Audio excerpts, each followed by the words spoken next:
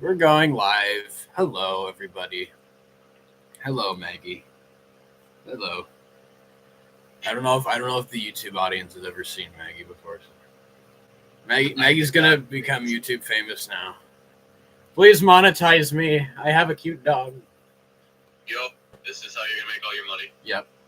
You have to have a cute dog in order to get all the special perks of YouTube. Mm-hmm. But yes. So, what's new? What do we have to talk about today? Arcane Season 2, Rings of Power Season 2, Penguin, Skeleton Crew, Wicked. Everything. A bunch of stuff that I haven't seen. Okay, well, the main reason that we were gonna do this was Rings of Power Season 2, which... That we were going to talk about, yes. That was... I guess that's first on the docket. We can talk about Rings of Power, which I already did a 23-minute video on, so I think we all know what I think about that show. It's not great. Yeah. It's flawed. Very flawed. It is very flawed. It's not... It kind of got erased from my memory. I don't remember that it really happened this year. It's kind of the same thing as the Echo show. Like, the Echo that show happened? came out. Right, that seems like 4 years ago. I forgot about that. Yup. Echo show. Oh my god. That's where freaking Rings of Power goes. Rings of Power goes in the memory vault, never to be remembered. It wasn't good. It wasn't great. It was just,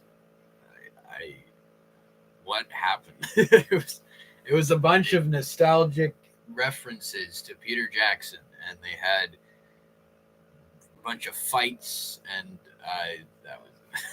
It was all very long. It was very long. Nothing really happened, though. It didn't feel like for most of it. Yeah, I don't even and also I'm feeling, even like with the visuals and stuff, I'm like looking at, I'm like, season 1, I was like, this is gorgeous, this is beautiful. There was like a few shots in season 2 where I was like, well, this is nice, but like the big, this costs $1 billion doesn't really appeal to me anymore. No, it just feels like a giant waste. Like a bunch of money being poured into a really mediocre show. Yeah. It's just like, where did the money go? Like, where did it go, actually? What didn't go into the writing, that's for sure. Because the plot made no sense. Like 100 main characters, that could really put a hole in your budget. 100 main characters who, like, aren't even really characters. Like, I didn't even know who any of them were. I just, like it makes a bit of sense. It's like, this is the action hero guy who's an elf and he's heartbroken, but like that guy was like the most boring person. I was like, who are you? Have like the outline of a character. We haven't gotten the actual characters. It's like a sketch, and then it's not actually there. It's just like, who's this guy? Yeah, it's a sketch, but it's like a 9-hour, 10-hour sketch. It's like he's a weak facsimile of anything that was interesting about Legolas. It's just like, okay, it's the Legolas at home dollar store version. He's here to conveniently jump in at the right moment to save the heroes or whatever. Like, there was like 50 scenes where you just see a bunch of arrows come out of nowhere, and it was like, oh yay, it's this guy, hooray. Who are you, though? Like, I never even learned who he was as a person or as a character. He was just this badass fighter. And it didn't even make sense either, because he showed up in the battle at the end of the season. They've got all these like trained elf warriors who aren't doing shit, and then he shows up and he like beats everybody. Like, he's the only one that's actually like a competent fighter, which makes no sense because he's just like a guard or like, what was his job even? He was like a scout. It was like a scout patrol guard guy on the edge of nowhere. Yeah, on the edge of Mordor, or what would become Mordor. So I'm like, I don't even believe that he would have had as rigorous training as the rest of these actual soldiers. And yet, like, none of them did anything against the orcs. But the second he showed up, he, like, killed 50 of them. It was like, how are you more efficient than an entire army? And then there was the part where he got stabbed and was fine. I don't know what that was about. I think Disney's getting a bit better with people getting stabbed and dying. They're doing better. It wasn't as noticeable this year. Well, just videos in general. wasn't as noticeable as the last 5 years of people getting stabbed and being fined. Yup. What do you think, Maggie? You think it's stupid? Yeah, I agree. I agree that it's stupid. It's just like, what was the point of any of that? Money. Well, yeah, but it's like, what is even like? What was the plot? What was the like? I try to take away something from it thematically, and there's nothing there, which is annoying because there's always something to Middle Earth that I find very interesting. There's always something thematically about Tolkien's works with the hobbits and the small things that keep evil at bay, and these small heroic actions that end up having like large impacts in the future. Like there's always something thematically to cling on to, but with Rings of Power, it was so weak. Like there's such little like meat there to actually. Yeah, I feel like they just took like it's like butter spread too thin. There's like nothing. They're trying to do all this, but all the layers are missing. So. Butter. What's the line that Bilbo says? Too much butter spread across bread or whatever the hell. I feel thin, sort of stretched. He predicted it. Yeah, Bilbo was right. He was onto them. It's like the only thing that like kind of like captured the spirit of what I'm looking for was Gandalf and his little plot where he like that was I was like, oh, okay, I kind of like this when it's just Gandalf. Tom Bombadil. This season. Yeah, he was just hanging out with his little hedgehog coffee pot or whatever he had, teapot, and he was like chilling out. And Gandalf was just looking for his staff. And I was like, okay, I like this. I like your little song that you sing. I would have no problem if the entire show is just Tom Bombadil and Gandalf vibing. Just chilling by the fire. Yeah, I would just watch the whole season of that. Yeah, that was interesting to me. I like that. And then the two ones that kind of stuck out to me as like big action sequences type ideas that actually worked was Sauron dying. That was cool. Him turning into Venom, like the Venom goo scene. The goo, like I thought it was interesting. It was an interesting idea. And then the demon killing like the dwarf guy's dad, and then the dwarf guy and his dad type thing. Like it was a good scene. It was a good ending to like. There was something to that story that had more substance. Like when it was Durin and his wife, and they were like dealing with this inner turmoil where the dad was going insane because of the ring, and he loves his dad, but he also knows that he has to kind of rebel against him because if he doesn't, then he's gonna like destroy the whole kingdom. Like there was something there that like I could cling on to. I could latch onto that and be like, oh, okay, like.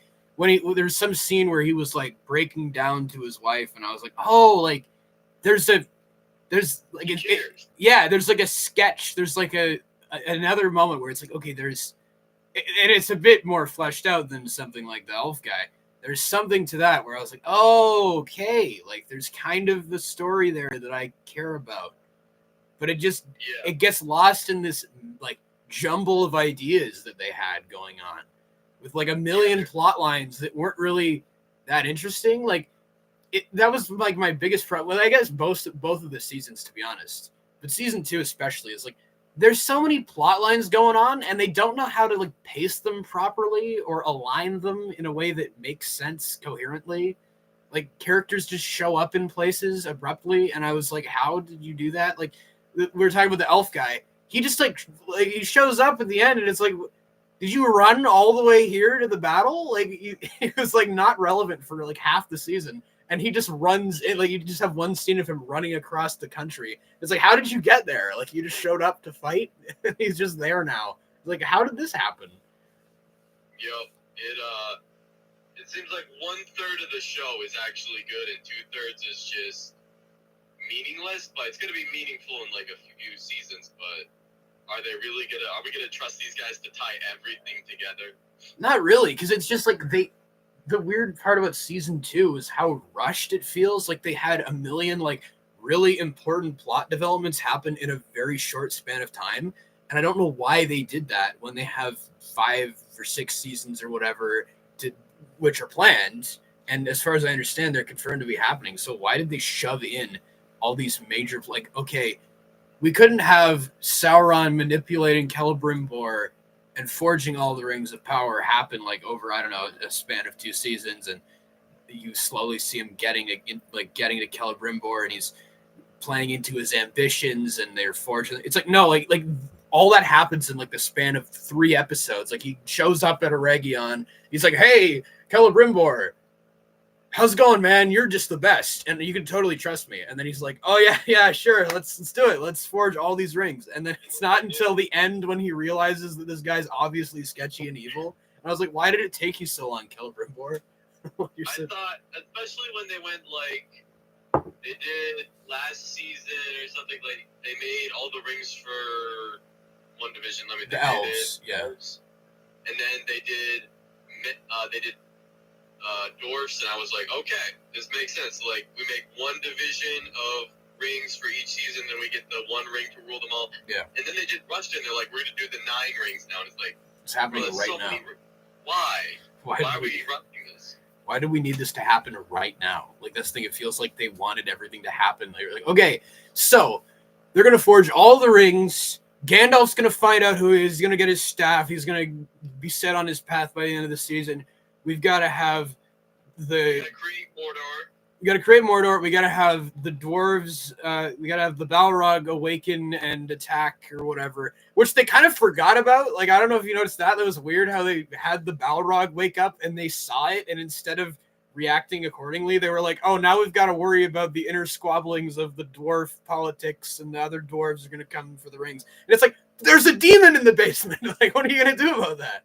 They're like, no. Doesn't matter. Maybe that'll be season 3. That'll be an interesting thing. They're like, we revoked it. Maybe, like, just an offhand thought, like, the dwarf guy, now that he's king, he revoked the demon thing, and he's got to hunt down the demon or get rid of him, and they revoked it, and it's destroying their, like, civilization or something. I don't know. Well, it's like the kingdom of Khazad-dûm has to fall to ruin or whatever in order for what we see in the original series to make sense. So they're just, like, finding ways to drag out this plot for, like, however long. Like the weird tease of it in the first season where they had the Balrog pop up at the end, and it was like, why did that happen? Then nothing happened with the Balrog for a season. It popped up and killed the king, and then they're kind of like putting it on the back burner again to deal with the other dwarves. Like, why would why don't they just tell the other dwarves, oh yeah, the one ring that my dad had turned him evil, so let's not give you the rings. It's probably a bad idea. Yeah.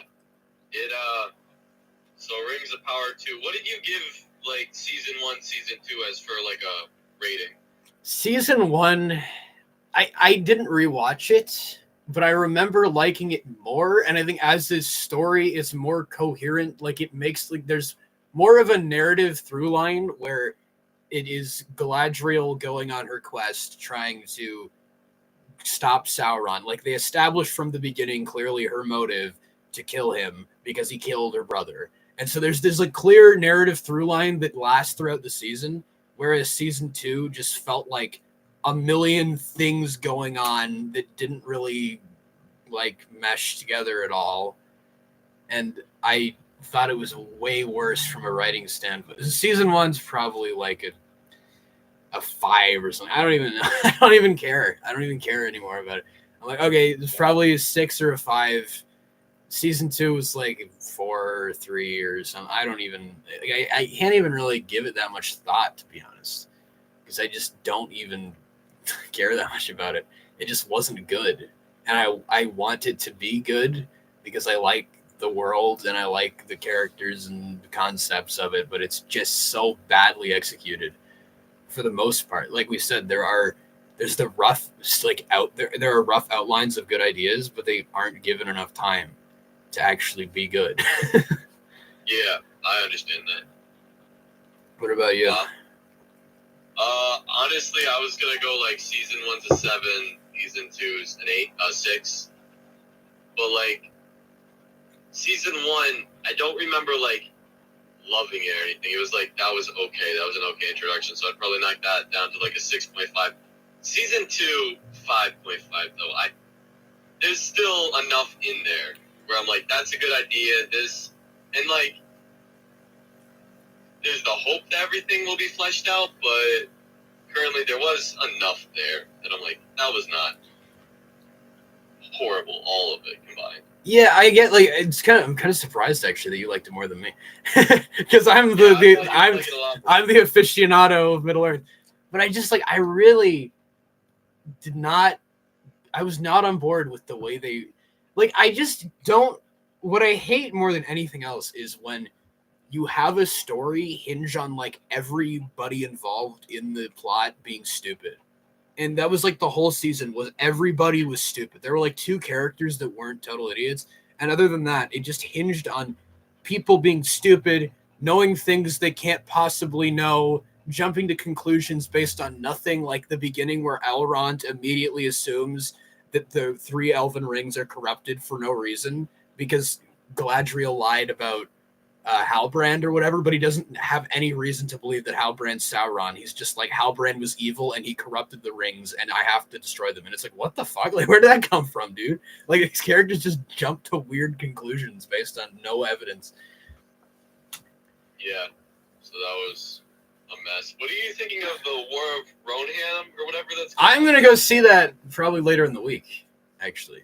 Really? I want to see that. I downloaded the soundtrack because they released it, and it's quite cool because they actually brought back a lot of the Howard Shore motifs, which I didn't think they would. Nice. I thought it would be a whole new score, but they brought back a lot of the old themes in there, and I don't it. It has potential, I think. I mean, I'm not the biggest anime super fan person out there, but I'm it's something new.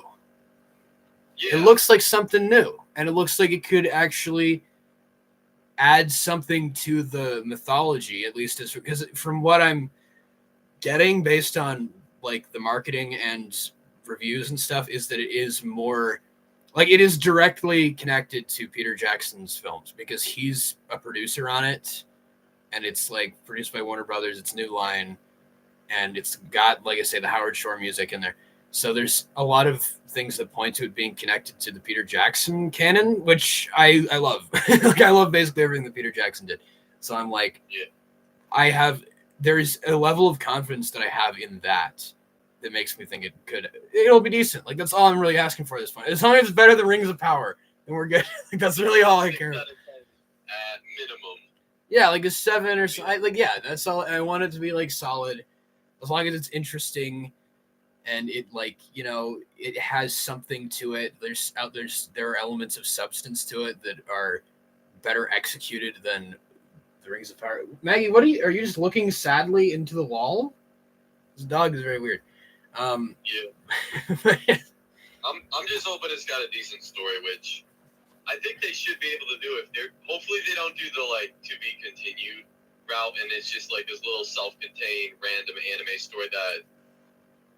I'm glad they did that, but I'm just hoping for a decent story with there's a lot that you could do if you're in the world of Lord of the Rings and you have these different people in power and how it could work out. I don't know. There's something to that where you definitely could get an interesting story.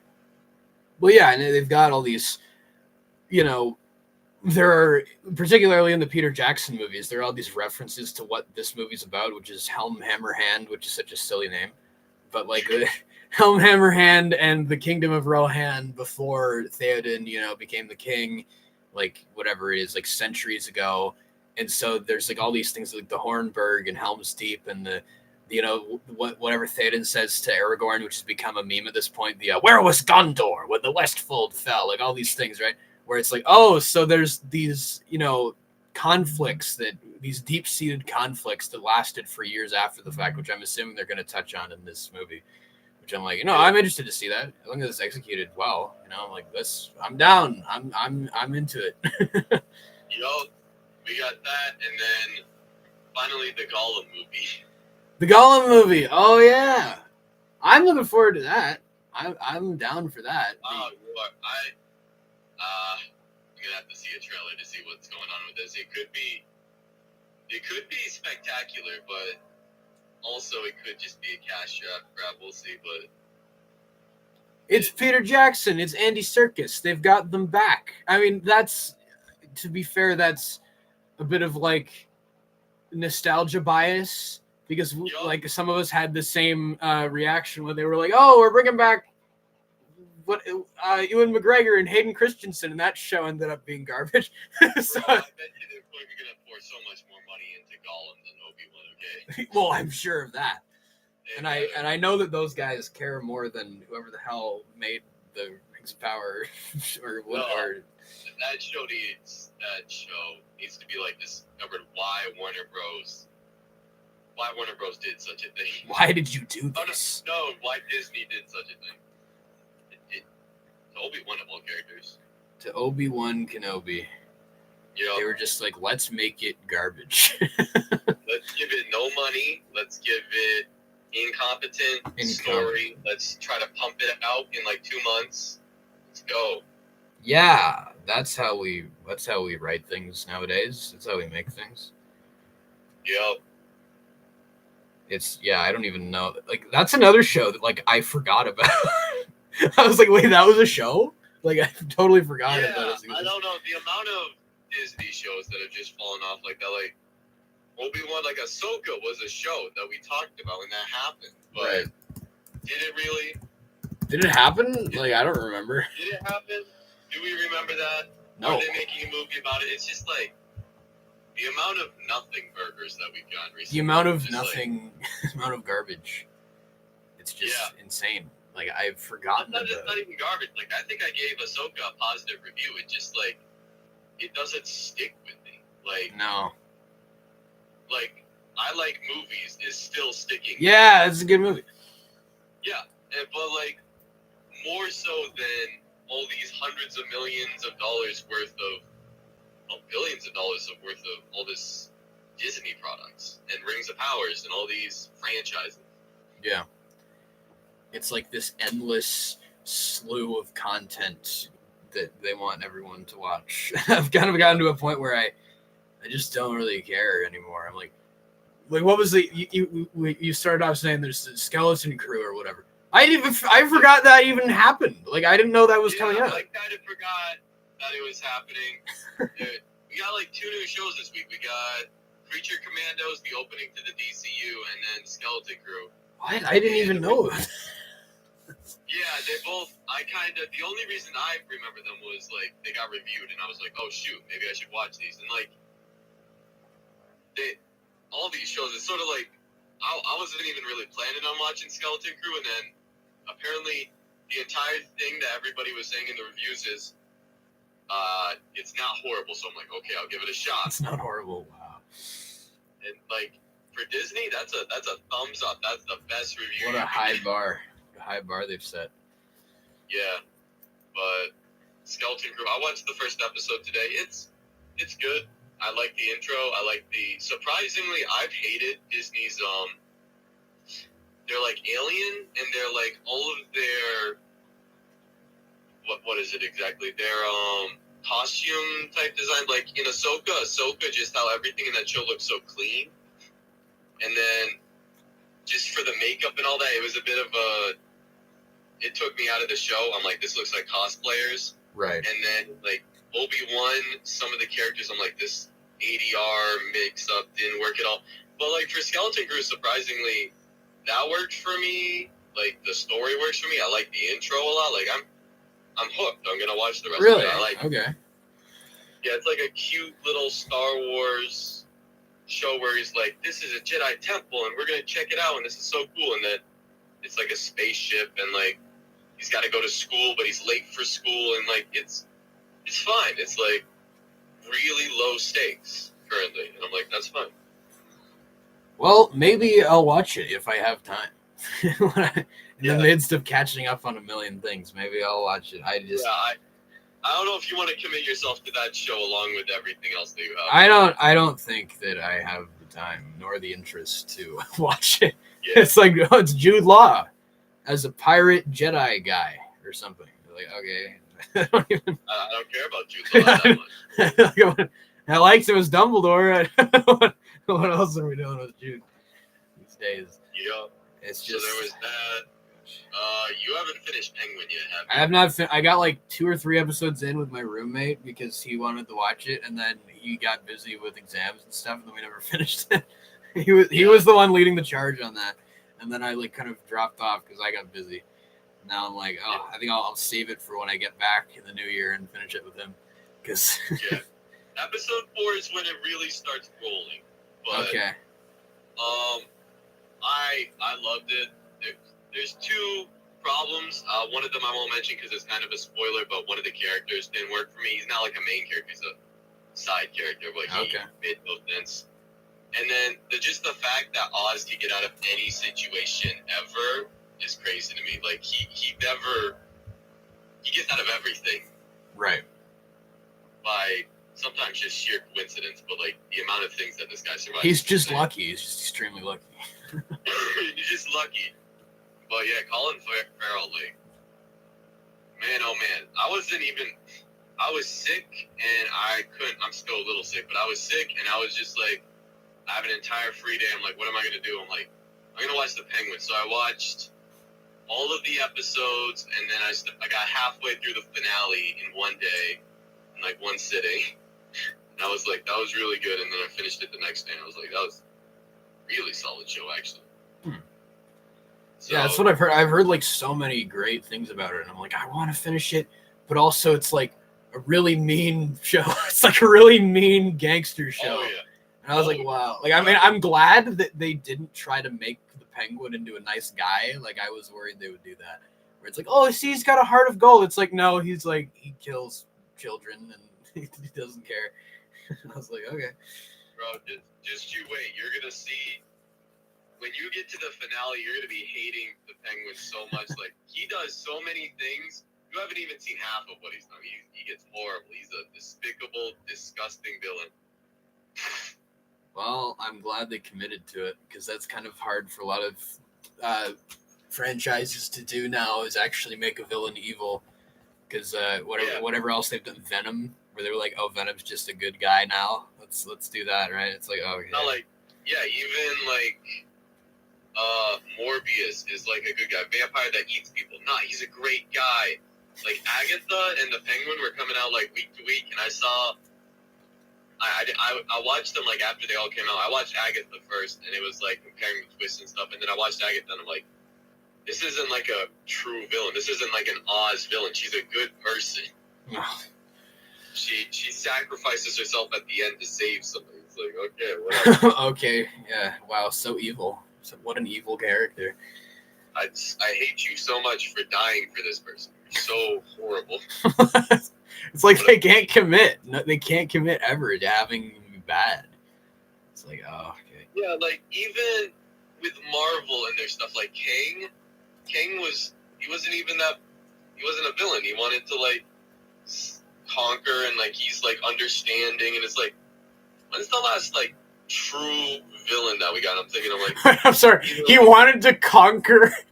He was understanding.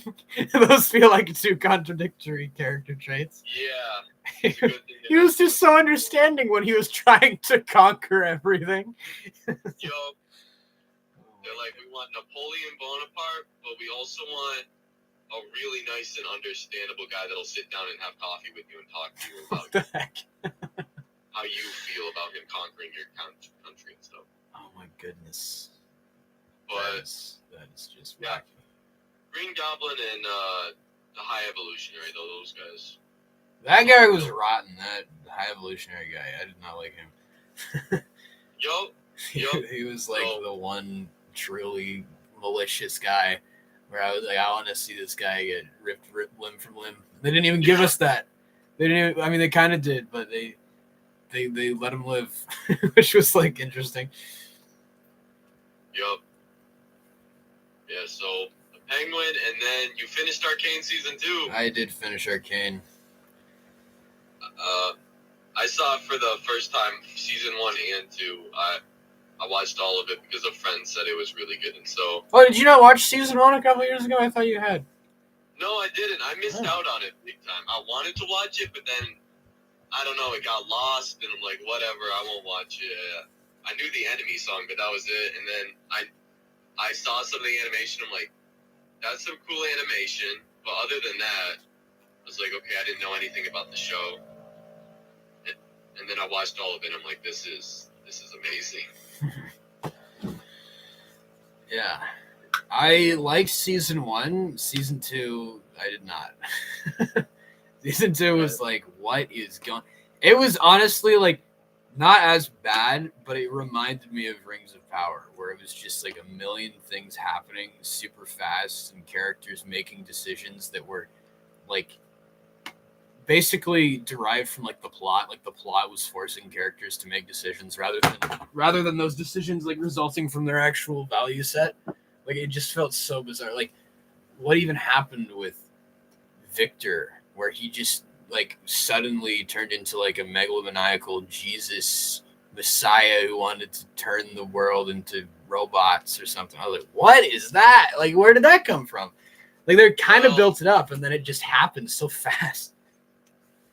Yeah, it doesn't let up at all, except for episode 7.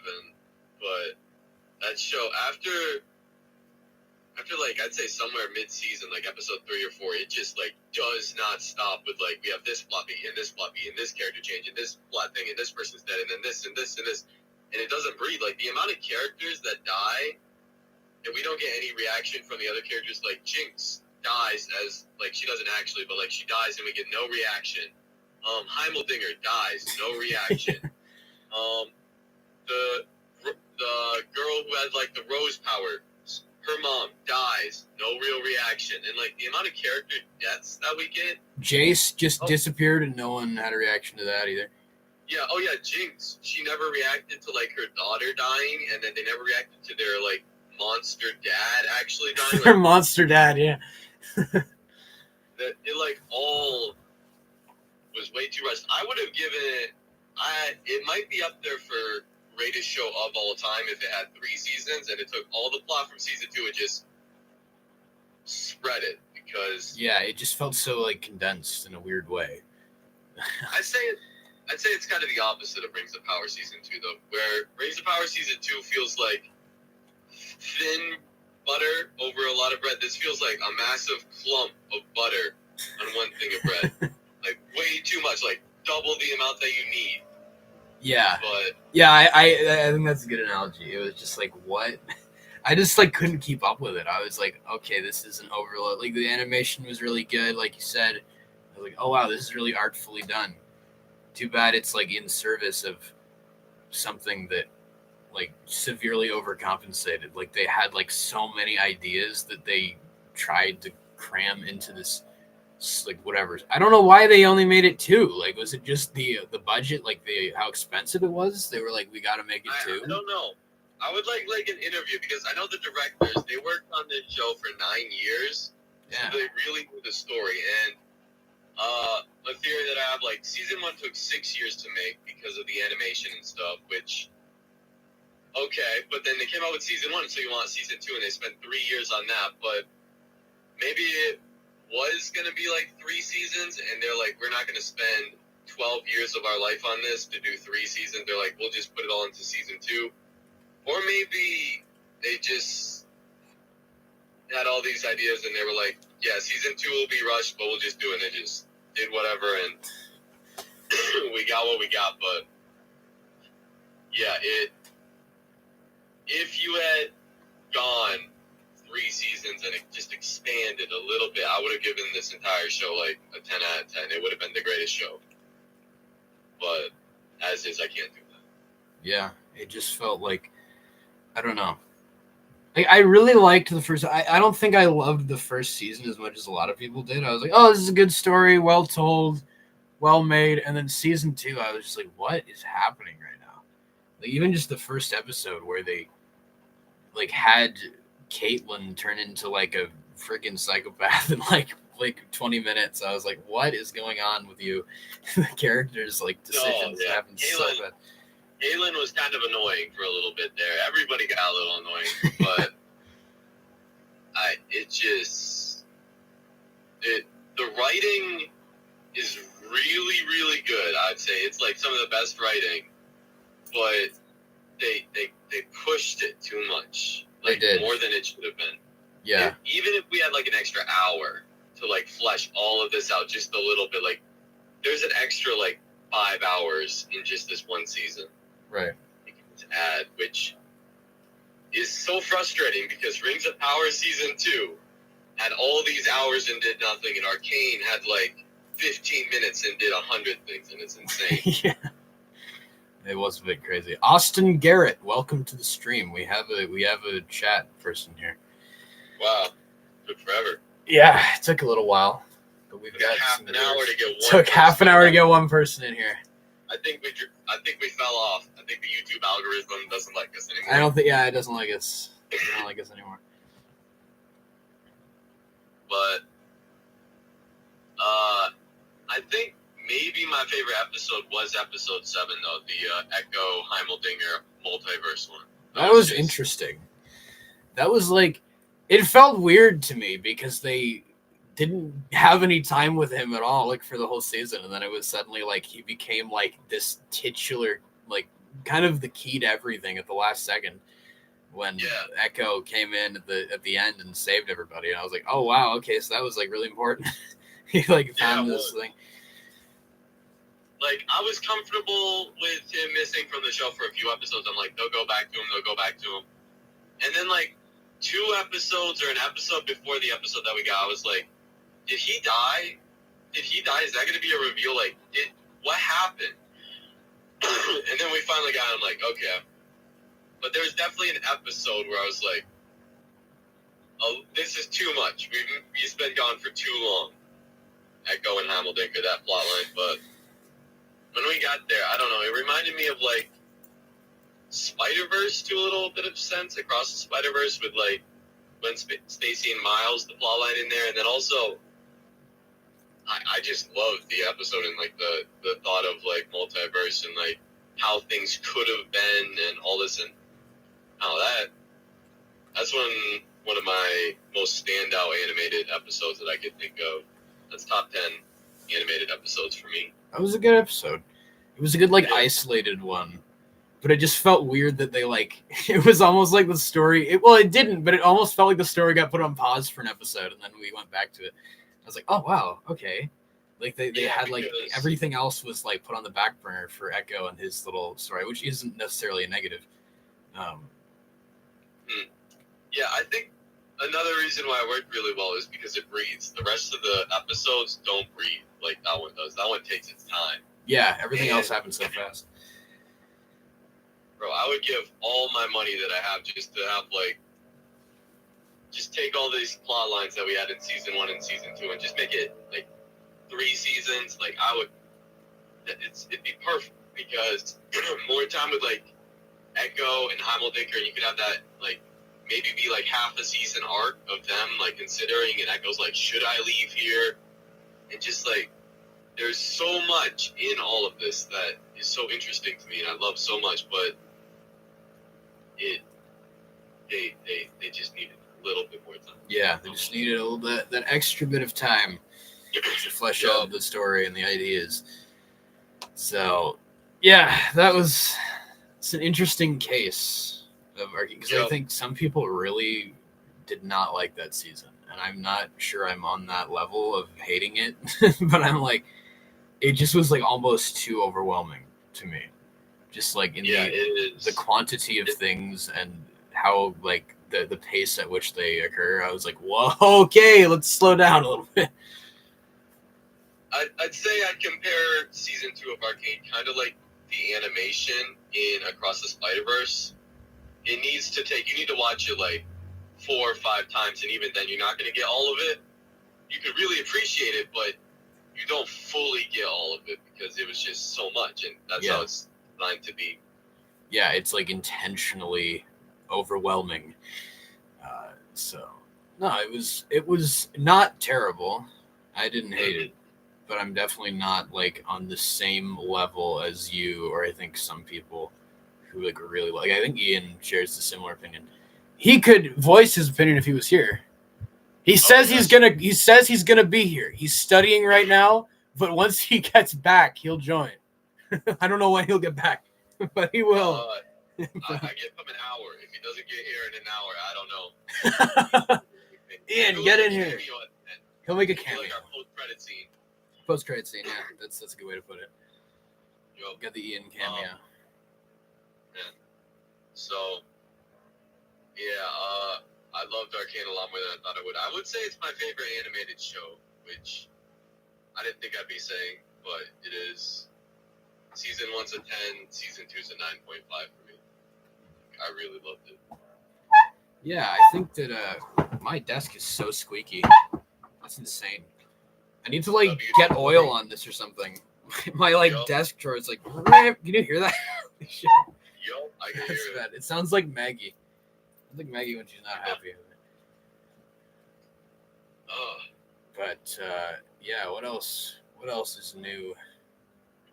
What else is new? Well, wait, did you see Wicked? Yeah, you saw Wicked, didn't you? Wicked, yes, that's something to talk about. That was very good. I really liked that movie. Very solid movie. I don't know it. I thought it would be bad this entire year. My sister, as soon as it got announced, was like, Ariana Grande, we have to see in theaters. I'm like, okay. And like, I like Ariana Grande and stuff. I've listened to all her music like a lot, but I had no faith in the movie. The movie, I was expecting a 4 out of 10, and I got a lot more than that. It had that feel of like, even everything that I saw about it, like, wow, they're gonna do all these songs. The cast had a bunch of like Jeff Goldblum in it. I'm just like, ooh. I didn't even know. I was like, what? When he walked in, I was like, hey, it's Jeff. I had no idea that he was gonna be in here. Yeah, and then the trailers and everything, I was just not sold at all on the movie. I'm like, it's not gonna be good. I'm gonna see an opening day type thing. And people have said that was gonna make a lot of money, but like, this Thanksgiving, I went to the theaters like the week after Thanksgiving. It was crazy. It was like over 100 people in line. I'm just like, what's going on? And like Moana 2 and Wicked making like the most money on Thanksgiving is insane. But the actual movie, yeah, it was surprisingly great. Yeah, I know. I was like, well, the thing is that my music theater group at university was putting on a show, and one of my friends was performing a song from Wicked, and so she was like, oh, I'm going to go see Wicked, and I was like, oh, okay, tell me how it is, and then she was like, why don't you just come? And I was like, oh, yeah, good point. So then I just went with them to go see it, and I think that was, like, exactly the right viewing experience, like, going to see it with all these, like, theater nerd people. Like, I was like, this is exactly how I needed to see this movie. Otherwise, I don't know if I would have enjoyed it as much. Like, I think like, my mom is, like, not a big musical person. So I'm, like, I was just thinking about it. Like, my mom would hate this movie. Like, she would not like this at all. Like, this is not her kind of movie. But it just, yeah, you're right. It had, like, that energy to it that I was not, like, even, because I've never even seen the original musical. I hardly knew anything about it before I went to see it. Yeah, same here. So I was very pleasantly surprised. I went with, like, my half-sister, she's in such a predicament because Wicked is her favorite musical, but she despises Ariana Grande so much. No. So she's not going to see it. But my music teacher, she heard that we were going to see it, and she wanted to go, and then, like, all of her sons wanted to go, who I'm, like, best friends with, and then my sisters all went, and it was, like, a big thing, and I was like, we went there at, like, 11 o'clock, and we went for, like, the 11 o'clock showing. The music teacher checks the seating. She didn't order online. She's not techie. Every seat was full. So she checks 1 o'clock, and there's under a dozen seats there, and we have, like, 8 people, so I ended up being in the front row. Wow. Defying gravity with my neck. Defying gravity. But I'm happy. Happy it was good. Yeah, no, so am I. I was like, wow, this was exactly the kind of thing I needed to see. I don't know. And I wasn't even expecting Ariana Grande to be that good, but she was, like, really good. I was like, wow, okay. I hope she, like, gets an Oscar nom or something. I don't know. And I don't know if it's that good, but, like, she's gotten them for Golden Globes and stuff. She shocked me how good she was, because, of course, she's done Disney stuff, well, Nickelodeon or Disney stuff, like, old-timey stuff, and she has a great singing voice, but, like, her that was really good, like surprising. She had like such good comedic timing. Like I was not like her humor was on point the whole time. Like there were like so many times where like I just heard the whole theater like erupt. Like that was so funny when she's singing. What's the song Popular? When she's like and she's like swimming around on the floor or whatever. Like that was so perfect. It was so funny. Yeah, she got like comedic timing, and then she also had like the facial expressions, the right movements to be this sort of like popular, but also kind of cares, but also self-obsessed, but like doesn't really know, and like all these layers. And I don't know, even the opening, I was kind of shocked. I saw the opening shot, and it's like Wicked Witch is dead. I'm like, holy smokes, what? Yeah.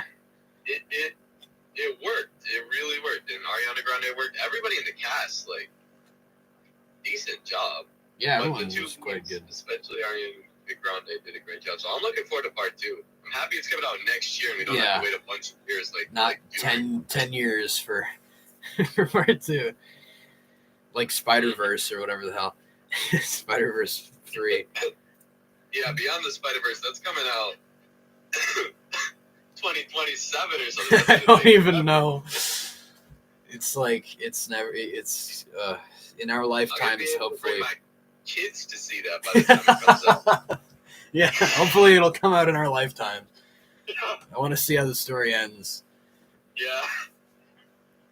Following this character arc for 90 years. I want to see if he gets the girl. I'm gonna go see Miles fight the Spot. I'm waiting so long for this movie.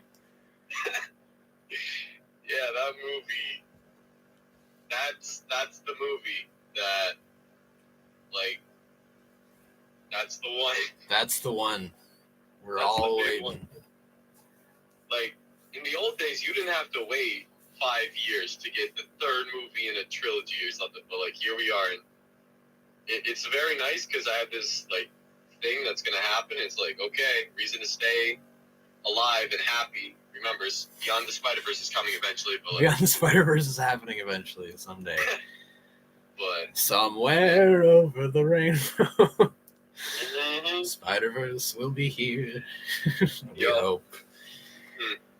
I think. Oh, I saw you. I saw you review Beetlejuice. You and me seem to like have the same opinion. Yeah, it was good. I liked it. It was fun. I didn't think that Tim Burton was still like doing his thing, but I'm surprised with what they got away with in that, to be honest. Like some of that stuff is like so funny. Like what was the gag about the husband who was eaten by a shark, and it was just like his body without a head walking around? Yeah, they just had his body and the shark over just his legs, because the actual guy, the actor for that, you probably heard about that. He like went to jail and stuff. Oh, really? I did not know that. Okay.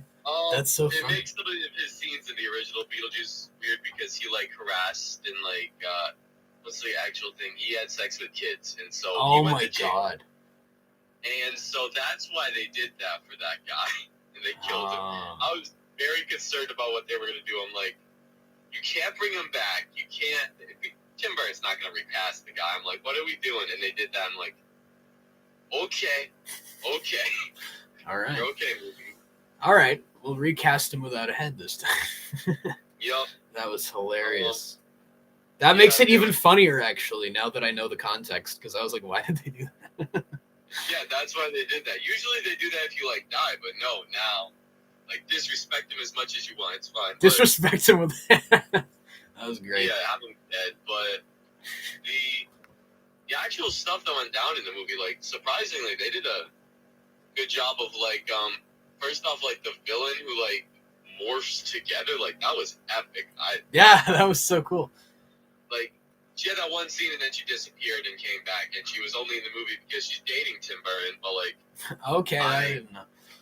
I appreciated that, and, like, the mom dying, like, the amount of stuff that they kind of, like, did in that movie is like, good job, movie. Tim Burton, kind of back. Yeah, I was like, wow, okay. He's still doing his goofy, wacky thing. Like, yeah, there was definitely, like, another one of these movies or whatever where there was, like, a million things going on. But it kind of worked in its favor. I was like, this is, like, so funny. Like, the way that they had these plot elements. Like when Willem Dafoe just popped up at the end with his sunglasses or whatever, I was like, okay, that's fucking great. Willem Dafoe, he might have been him, Beetlejuice himself, and Bob were like every scene was like, I can't wait till we see Willem Dafoe. Him in the freaking cup every 2 seconds. That was so funny. That was great. Yeah, like I knew he was gonna be in the movie, but like he was so good, and I don't know. I saw it at the perfect time too, because I saw it with my half brother and like his family, and the night before we watched Beetlejuice together with him and stuff, and like we were down in South Carolina. It was just like a great experience. Oh yeah, that sounds fun. Mm-hmm. Yeah, I don't even know. Oh, I guess it's because it went on Crave. That's why we finally watched it. Because we were waiting for it to be free. Because we didn't want to pay for it. And then what is Crave? It's like the Canadian equivalent of HBO, but it's like an amalgamation of a bunch of streaming services. So it's like HBO and some other thing. Like I forget what it is, but it's weird. It's like a weird like blob of streaming services. We kind of have that. Does it go by a different name? No, it's not Crave, but it's like this one streaming service where you can go and it's like you could watch it through this or this or this, and then of course we have like Disney, Hulu combining, which is right. Yeah, we have that too. Yeah, it's pretty wacky, isn't it? It's like, what is going on with these streaming services? I want to watch The Wild Robot so bad. That one is like, I'm waiting for that to also be like either free or on sale or something. I'm like, I want to watch that. Please. Yep. I don't know. I've pirate stuff, so that's how I do it. I don't know. I'm feeling very satisfied because recently I've been going through all the Transformers movies to watch Transformers. Oh no. Yeah, I've suffered. I will be rewarded for my suffering. Don't worry. Transformers 1 is on the horizon. Oh, good. I've gone through 4. The first 4, which... Oh, those are such incredible movies. It's like, the first one I'm actually fine with. I don't have many gripes. It's like a 6.57. Oh, it's fine. 2 was a 2 out of 10. I hated it. 1.5. I despised that movie. It's so bad. All 3. 3, I think I gave like a 3 out of 10. I don't know. It was okay. It had like more action, but there was also dumb, stupid shit. Yeah, it was like fun, dumb stuff. And then 4, I think I gave also a 3 because there was so many stupid, outlandish ideas. Like, what if we have the Transforminator, the Terminator guy? Yeah, that was so funny. Aliens existed. What if we have to meet the makers of the robots, and like this is the stupidest thing I've ever watched. Let's keep watching. Oh, it was so funny. That one's probably my favorite just because of like how much ridiculous nonsense there is in it. Like I love that Mark Wahlberg is so funny in that when he's like when they crash the ship and there's that stupid asshole who's like, "Hey, do you have insurance for that?" And Mark Wahlberg's like, "You think I have to have insurance for a friggin' spaceship? Sweetie, hand me my alien gun." And it's like, what the fuck is this scene? Like a sword. And then he like chugs the Bud Light and throws it in the guy's car. It's like, yeah, it's like, what are we doing? What are we doing? Like, it's that for hours. And then the just pure fact, that you show the dinosaurs in the opening scene were killed by Transformers. And you have a Transformer T-Rex, which doesn't show up for 2 hours. 2.5 hours or something, yeah. Yeah, it's like the stupidest movies, but I can appreciate them a little bit. Cosmonaut Variety Hour reacted to all of them, and so that's been like getting me through them. I'm like, I finished it. I could watch an actually nice piece of content. His videos on those are so funny. Yeah, just the fact that it's crazy. It's absolutely crazy that those movies exist. It's like, how did they last for so long? How did they make so much money? Like how? Yeah, like they made $1 billion. Some of those. I'm like, these are very, very bad movies. These are As far as blockbusters go, that's as bad as you could get. But like, man, did they make money? It's really funny if you look at the marketing. I don't know if you've done this, but like if you go back to the trailers for those movies, like every single one tries to make them out as like some kind of like horror movie or something. Like they have like this really dramatic music, and they're like, "The world's going to end," and it's like, "God!" It's like so dramatic, and then the movies are like such stupid, corny bullshit. It's like, why did they market them like this? I saw the trailer for the first one with like the Mars thing. Oh yeah, that was actually kind of a good teaser. That one was interesting. That was surprising. Like, imagine you just seeing that, and then you see that, and you're like, "Holy smokes, that's that guy from that thing that I love," and you're sold. Yeah. Also, the amount of American and military propaganda in those movies is just insane. The amount of join the military and like guys. The macho, yeah. They had what was the guy's name? Josh Duhamel or whatever, and he's like, "Oh yeah, I'm here. I'm talking to my baby on the phone or whatever." And it was like in the first movie. It's like, what is this? What's happening? I'm gonna get to the end of Letterboxd this year, and Michael Bay might be my number one director that I've seen because I saw both the Bad Boys movies, and I'm gonna see 5 Transformers movies. So that's 7 movies from Michael Bay in 1 year. Like, I need some rest. I must recover. I actually think the 5th one is the worst one. Yeah, like, I was thinking, like, everybody says the 5th one's the worst one. That's the one that I have to watch. And so I've been, like, postponing it a little bit. But, like, that's the one where even though they made, like, billions of dollars, they're like, Michael Bay, you cannot make Transformers movies anymore. And I'm like... That was the one where they flew off a cliff or something. Like, I don't... It's just like, what's happening? Like, that's when the franchise was destroyed. I don't believe it. It starts with King Arthur and the Knights of the Round Table, and then yeah, I've heard about that. And then like Stanley Tucci is Merlin, and they have the what the? Yeah, it doesn't make any sense because he was a completely different character in the last movie, but he's just like there. Stanley Tucci was like the best character in the movie. He was actually like legitimately funny. Like he actually had good lines in that movie. And the thing is, like, you understood his character more than you've understood anybody else's character. Yeah, like he actually had kind of a character arc, like of sorts. Like it doesn't make sense. It's like, who is this guy? That he's the one that got the character. Random Stanley Tucci businessman, like was the best character in the Transformers franchise. It is crazy, that franchise, but. The entire thing that I've been saying, it started with pirating, is I'm going to pirate every single one of the Transformers movies. And when I get to Transformers 1, I'm actually going to, like, buy it on Prime or something so that I support it. Support a good one, yeah. Just to prove, like, you guys suck. Yeah, let's support the one good one. Bumblebee isn't terrible either. I didn't hate that one. Yeah, I've seen Bumblebee. That's the first one I watched. I was like... I really liked it when I first saw it. I was like, hey, love it. But that was also in my phase where I'm like, everything's a good movie. That's cool. And so it's down to like, I don't know, 6.5, maybe same. 7. I'm not rewatching it. I do not have the heart to watch more robots turn into cars. I can't do that. And so I'm done with the robots after I'm done with Transformers 1. I'll go to some sci-fi. I'll watch like Blade Runner or something. I like Course Correct. I'll become a cinephile again.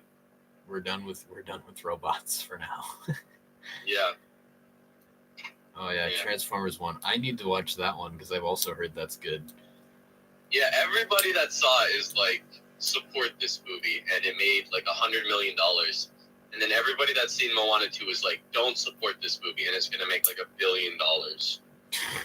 Yeah, I'm surprised actually. I don't know why, but I was not expecting Moana 2 to be that successful. It's very disheartening to me because you know like the backstory with it, right? Yeah, where it was like a show and they made it a new movie or whatever. Yeah, and because like everything's brought down, it's cheaper than the first one.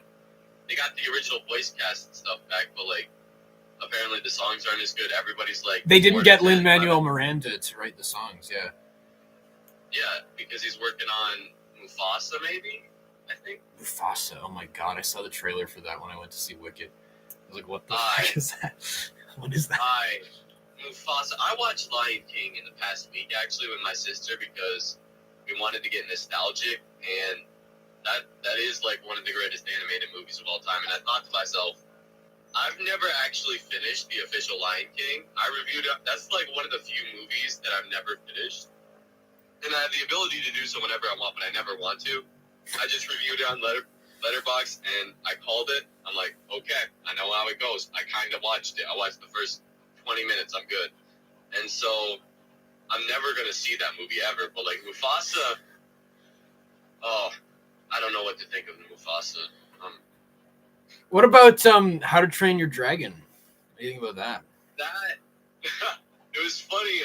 This guy that was sitting next to me who I knew, one of my friends, it was like his first time seeing it. He was like, no way! When we were in the theater for Wicked, and he saw it, he's like, it's that! And then he's just like, no!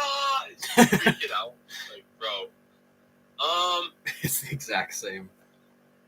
Yeah, it's the exact same. That's the thing. And if I'm being honest, the selling point for me is going to be Astrid. I need to see Astrid, see if she's as hot as she is in the original. But other than that, no complaints. No complaints. We're okay. We're at the 5 out of 10 range. But Astrid, that'll make it. We need Astrid to really bring it home here. Yes. But it's crazy because they did like the safe thing where like they're like it's the exact same thing. Nobody get mad. And it makes me think like Moana live action is coming out like next year. Yeah. Are they gonna do the same thing? And I'm just like, bro, Probably. Get creative, guys, please. Can we like try and do something new or interesting at all? Maybe. Yeah, that would be very much appreciated. Because I regret this, but I read every single How to Train Your Dragon book, and Hiccup sucks. Everybody sucks. Everybody's the worst. And Toothless is about like this big. Yep. In books. Little green guy. Yeah, it's so weird. But my prediction is the movie's gonna make a lot of money. Of course it will.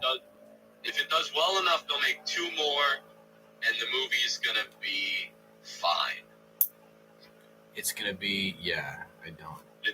We're all gonna be like, we saw it, it was fine. It's gonna be like the Mario movie. Everybody's like, look at it, it's gonna be so good, and it's fine, and it makes a lot of money, and everybody enjoys it.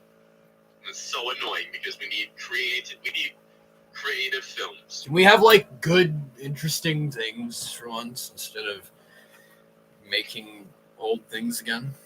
It's like it was just weird. Like I saw a video where someone was pointing out how like hypocritical so many people are that are like ranting about, I don't know, like let's say something like Mufasa or one of these other Disney remakes, and then these same people are like, oh, but How to Train Your Dragon looks so great, and it's like it's literally the exact same thing. And where Mufasa, I would give more credit to Mufasa because Mufasa it's something is its own new. Story. Yeah, it's at least something new. And How to Train Your Dragon is just the same thing. And the one singular thing that Mufasa has that I'm like, it could be very good, or it could be good, like 8 out of 10, like surprisingly not as bad as we thought, is Barry Jenkins is the director, the guy who made like Moonlight. Okay, I didn't know that. Yeah, but here's the negative thing to that. Disney has done this before with the guy that directed Pete's Dragon and Peter Pan and Wendy. He also directed Green Knight, which is like one of my all-time favorite random movies that I discovered. But like, he made like these bland, nothing Disney movies, but he also made art. So I'm like, what's Barry gonna do? What's Barry gonna do? They do this a lot where they bring in like really well-known like famous directors, and then they have. Tim Burton. Sorry. Tim Burton. He did Dumbo, Alice in Wonderland, and Alice in Wonderland. I don't think he did the second one, but like that. Yeah, they're like, let's bring back really well-known directors to do like nothing, and we're gonna really limit them. Like they kind of did that with. I mean, I never saw it. Did they do that with Sam Raimi when they had him do Doctor Strange or whatever? Doctor Strange. that movie was half Sam Raimi going crazy, half generic MCU property. So he kind of cooked a little bit his own thing. He kind of did his own thing, but then Marvel also did their thing. So nobody won. Nobody won in the end. Nobody won in the end. Other than Disney. Other than Disney, because they made a movie. They made a movie. Was that one even that successful? Like, did that make a lot of money, or was that when they started to like fall off the? It did okay. It did fine, but another thing for 2024, this is the only year where the top 10 of the year are all just sequels, highest grossing films. Oh, really? Yeah, because think about it. I don't know if I'll be able to list all of them. Dune 2, Inside Out 2, Bad Boys 4. What else did we get? Freaking Furiosa. Oh man, what else made a lot of money this year? Moana 2 is probably gonna make that list eventually, but like a lot of twos. Yeah, a lot of twos. Just a lot of just sequels, and that like, come on. Like even the stuff that we talk about, just Marvel, Star Wars sequel seasons with Arcane and stuff, sequels to the Batman. Like, what are good original films this year? What do you think we got for originality? I don't know. Oh yeah, Twisters too. That's another sequel.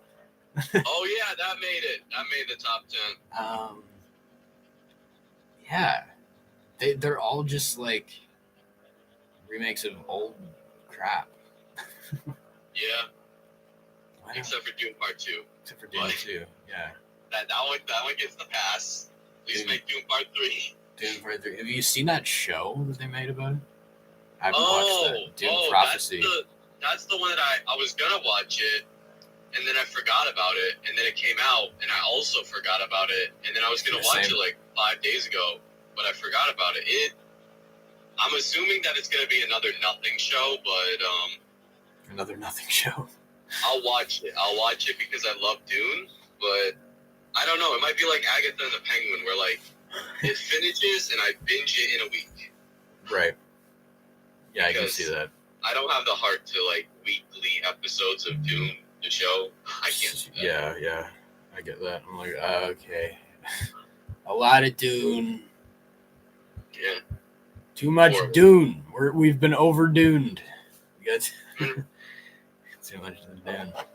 Yeah, that show I knew was not going to be bad. Was going to be bad as soon as I saw like the trailers. It just looked like a nothing show with like I'm like there's nothing here that I need to see. But it's part of Dune. I'll give it a shot. Another show to check out. Yeah. Because I don't have enough of those. Eventually, if I have time. It's another one of these eventually if I have time shows. It's like same thing with the Skeleton Crew or whatever. Like eventually if I have time. Yeah.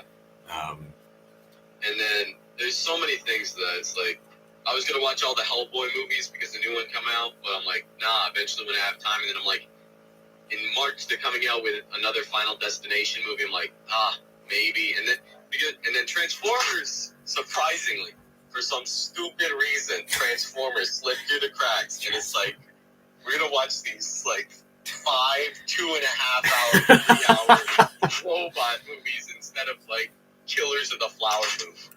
Yeah, this is obviously what's worth our time. This is worth our valuable limited time on this planet. Transformers 1 through 9, or however many there are. I don't even know how many there are now. No, I think you nailed it because we have by Michael Bay, Bumblebee, Rise of the Beasts, Transformers 1. I'm forgetting one. There's the 80s one. Oh. There's the 80s one. Huh? There's the 80s one. I'm not counting. Okay, that counts. Okay, we can count it. I'm not watching that, but that is 9. That is technically 9. Wow. Good job. Transformers 9. I can't believe I actually was right. Yeah. What do you think about this? I'm curious about your opinion. What do you think about this Captain America? Oh, the movie. Oh, do you know the history? Yes, of this movie? I know, and I'm very not excited. I'm very concerned because you had initial shootings and then test screenings and then it failed, and so 6 months, 6 weeks to 6 months, I think it's 4 to 6 months, they said, of reshoots, and that they added the Serpent guy in and like all that stuff, Giancarlo Esposito. And so the trailer comes out. The first trailer that came out, I was like, okay, sure. It was kind of like once again, like, we'll see. I'm not feeling much. But, like, you have to juggle Red Hulk, Eternals, Monster Celestial Hand. Is that a thing in it? Huh? Is that a thing? Yeah, you didn't see that? The No. Celestial Hand I didn't know that. Okay. That's new to me. They have to juggle Red Hulk, that. You're also recasting Red Hulk with Harrison Ford. You have the villain from Incredible Hulk in it, the Thinker. I don't know if you noticed that, but remember at the end of Incredible Hulk when the blood dripped into like the scientist guy's head and it like moved and he smiled? Oh, freaking Tim Blake Nelson?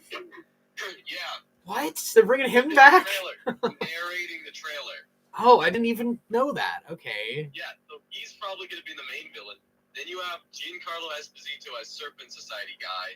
And then on top of that, this is the first Captain America movie with Sam Wilson. So all of that, and then the trailers come out. We have the release date January. Then 2 weeks ago with the test screenings, they went bad again. And so 2 months before the movie's coming out, more reshoots. This movie... It's cursed. It's a cursed film. Like, it's not... It's one of the most cursed Marvel productions. Other than Blade, like, this is the most cursed one, where it's just like, man... And I'm annoyed too because I was actually like looking forward to this one. Because I liked the Falcon. I was like, oh, the Falcon was good. This is like the first Marvel movie in 5 years I've been excited for. And then it's just like total bullshit production. What? I don't know. Yeah, I'm sorry, man, but it could be like Solo or Rogue One, where like they had troubled productions, but it worked out. I'm doing the same thing as Wicked. 4 out of 10. It's gonna flop. It's gonna be a big disaster. People are gonna freak out about the MCU being over, and then Thunderbolts will come back, and they're like, "We're back." Thunderbolts. I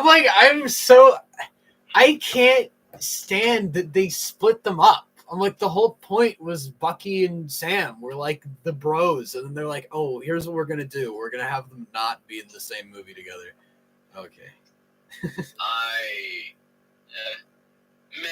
I don't know. One of them's Captain America. One of them's like a retired war veteran guy thing. So, but he's not because he's going back to being an assassin, which makes no sense. The whole point was that he overcame that. He got past his trauma and he made a new life. And it's like, no. Now he's an assassin. He can be the summer soldier. Now he can be the summer soldier. That's a good one.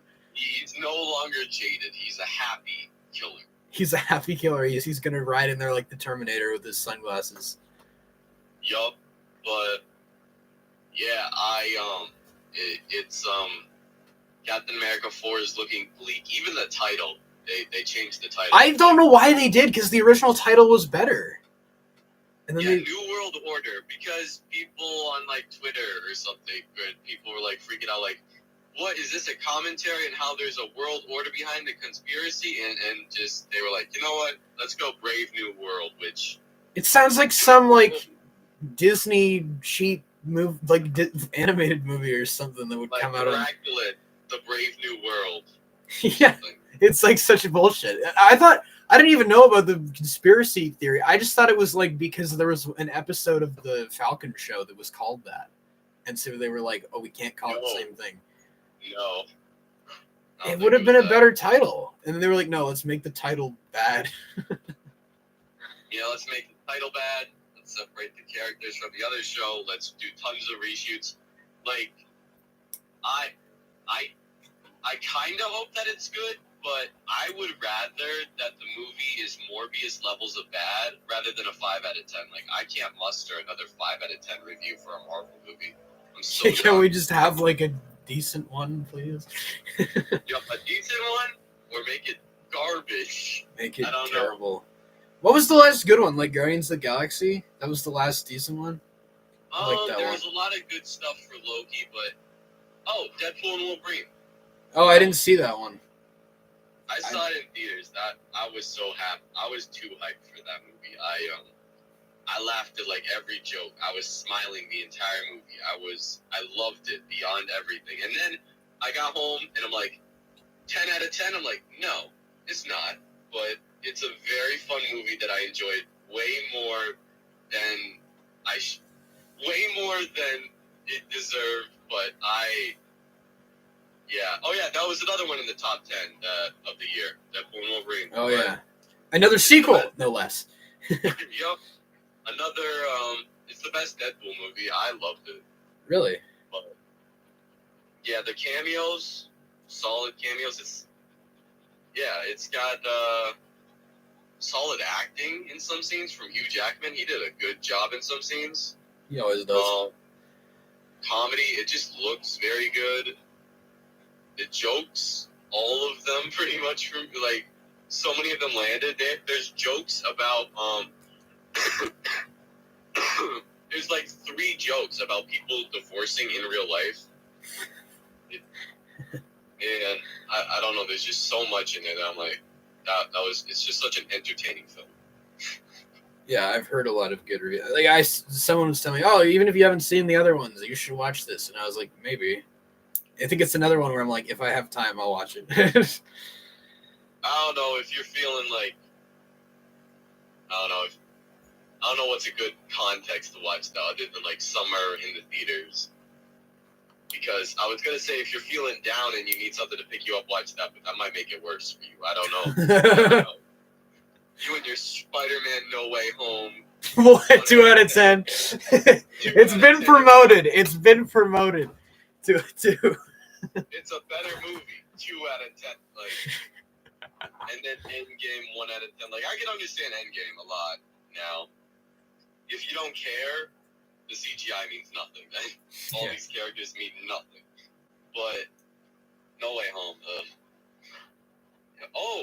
One thing that's happening. This is going to be the savior of my universe next year. The Daredevil show. Oh, I forgot about that. I remember. Yeah, I kind of did too for a week, but like, that's my favorite show. Where like it still might be. I don't know. I've seen a lot of good shows recently, but like that, I can't wait. I love it so much. You're not worried that they're gonna like ruin him? Okay, so Daredevil got a lot. It's like Falcon and the Winter Soldier. If they fixed it, I feel bad for you that your icon failed, but Daredevil, they had a bunch of writers for it and a director. They didn't work out. Then they found these other guys who had directed like a Christmas show, and they made 4 episodes. The 4 episodes were garbage. Daredevil wasn't in it, and it was about some girls or something. And so they fired them, scrapped the entire, like, everything that they did, restarted, hired these different guys, and they originally weren't even going to have the main characters return, who weren't superheroes. And now they're back, Punisher's back, Kingpin's back, costumes are looking great, and behind the scenes stuff just looks great. Like, the villain from the 3rd season is going to be in this, like, 4th season, and so, like, everything is aligning for Daredevil. That's good. So I have faith in the project, and some people did get screenings of the first few episodes, and they said that it's great. So I'm feeling good about that. I sincerely hope that your Captain America movie works out. Oh, I'm not. I have no faith in that. I hope they stick the landing just for you, because even though Falcon and the Winter Soldier didn't work for me and stuff, like, I could see where you love it and stuff, so I don't even, like, I want to watch it again, and I'm kind of worried where, like, it's not going to hold up. I'm like, I don't even know if I'll like it as much as I did before. I'm sure I'll still like it, but I'm like, I probably overhyped it a bit.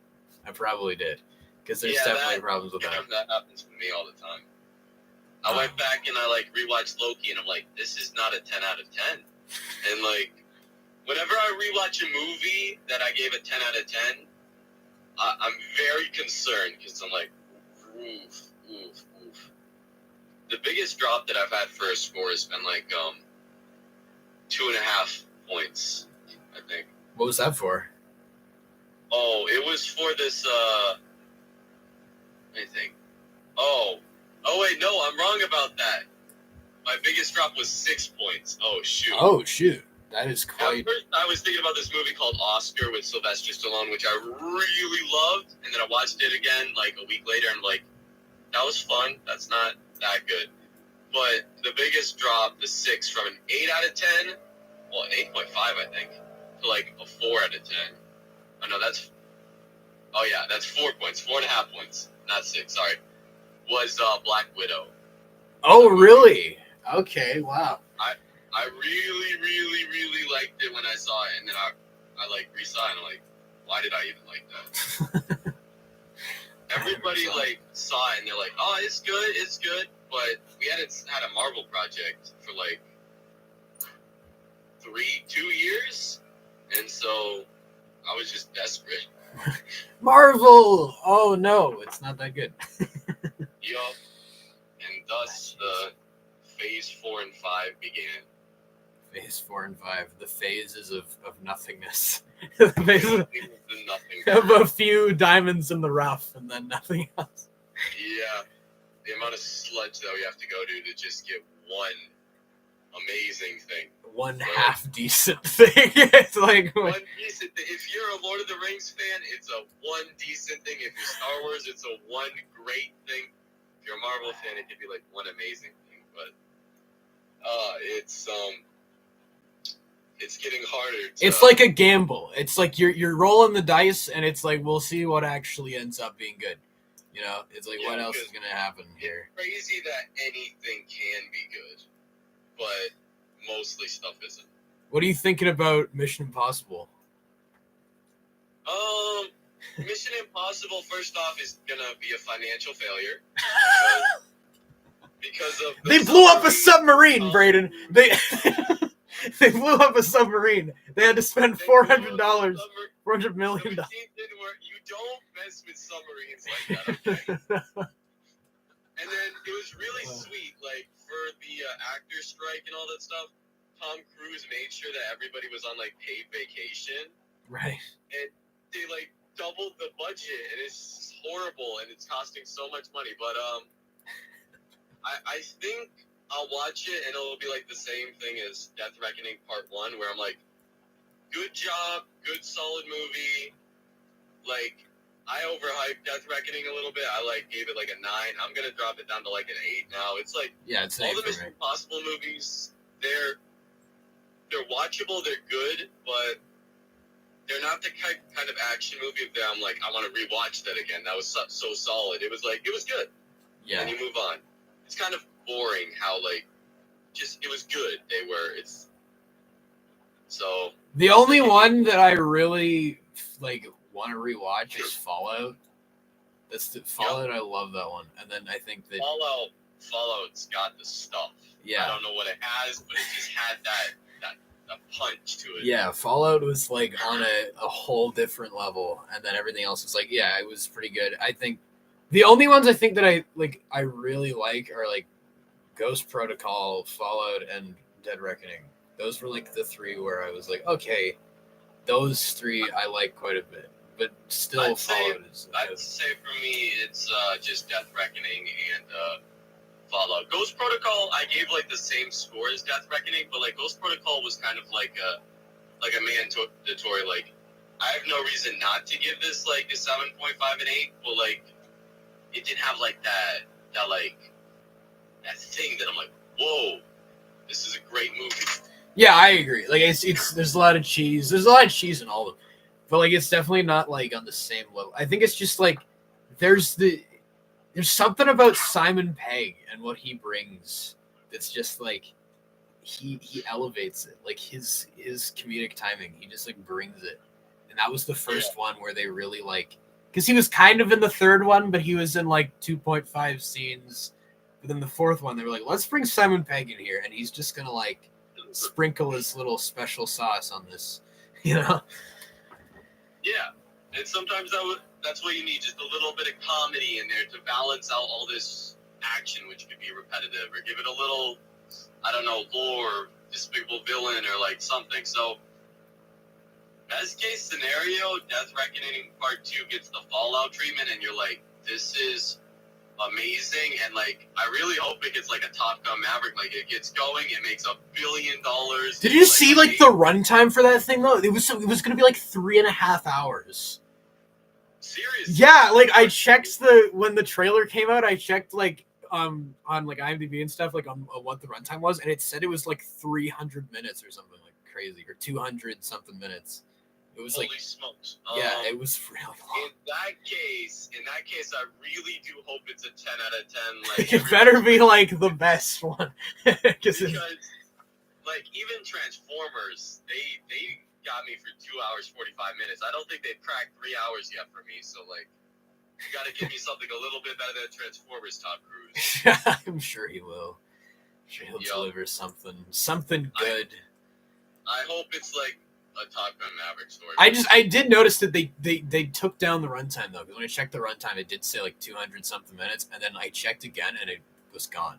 So I'm like, maybe they're still in the process of editing. That's probably what it is. Yeah, they're probably editing it, test screening, see how long they want it, because I don't know. Take as much time as you need with that, because that's the ending to like Tom Cruise's like 20 plus year Mission Impossible. Nearly 30 years, yeah, of this character. Or actually, will it have been 30 years? Yeah, it will have been. I don't think so. It was 1995, wasn't it, when they made the... Oh, so it is going to be 30 years. Yeah, it'll be the 30 years since the first one. They better not. They better not mess it up. Like, no. Captain America 4, you messed that up, whatever. But, like, Mission Impossible, 30 years, like, the biggest flunk that I think we've had, for me personally, for, like, something that big is Rise of Skywalker, trilogy of trilogies, flunk. It was just the most mid movie. It was the most mid, not good movie. It wasn't even mid, it was bad. Like, I watched it, but, like, it was bad. It was just not good. And the thing is, it doesn't cause me pain, like how... I wouldn't even... Let me think. What's a show that causes me pain? A show or movie that... Echo can cause me pain, or, like, something. What If Season 2, or, like, Marvel stuff that is just mid and just nothing. Rise of Skywalker is, like, an enjoyable, good enough, okay movie.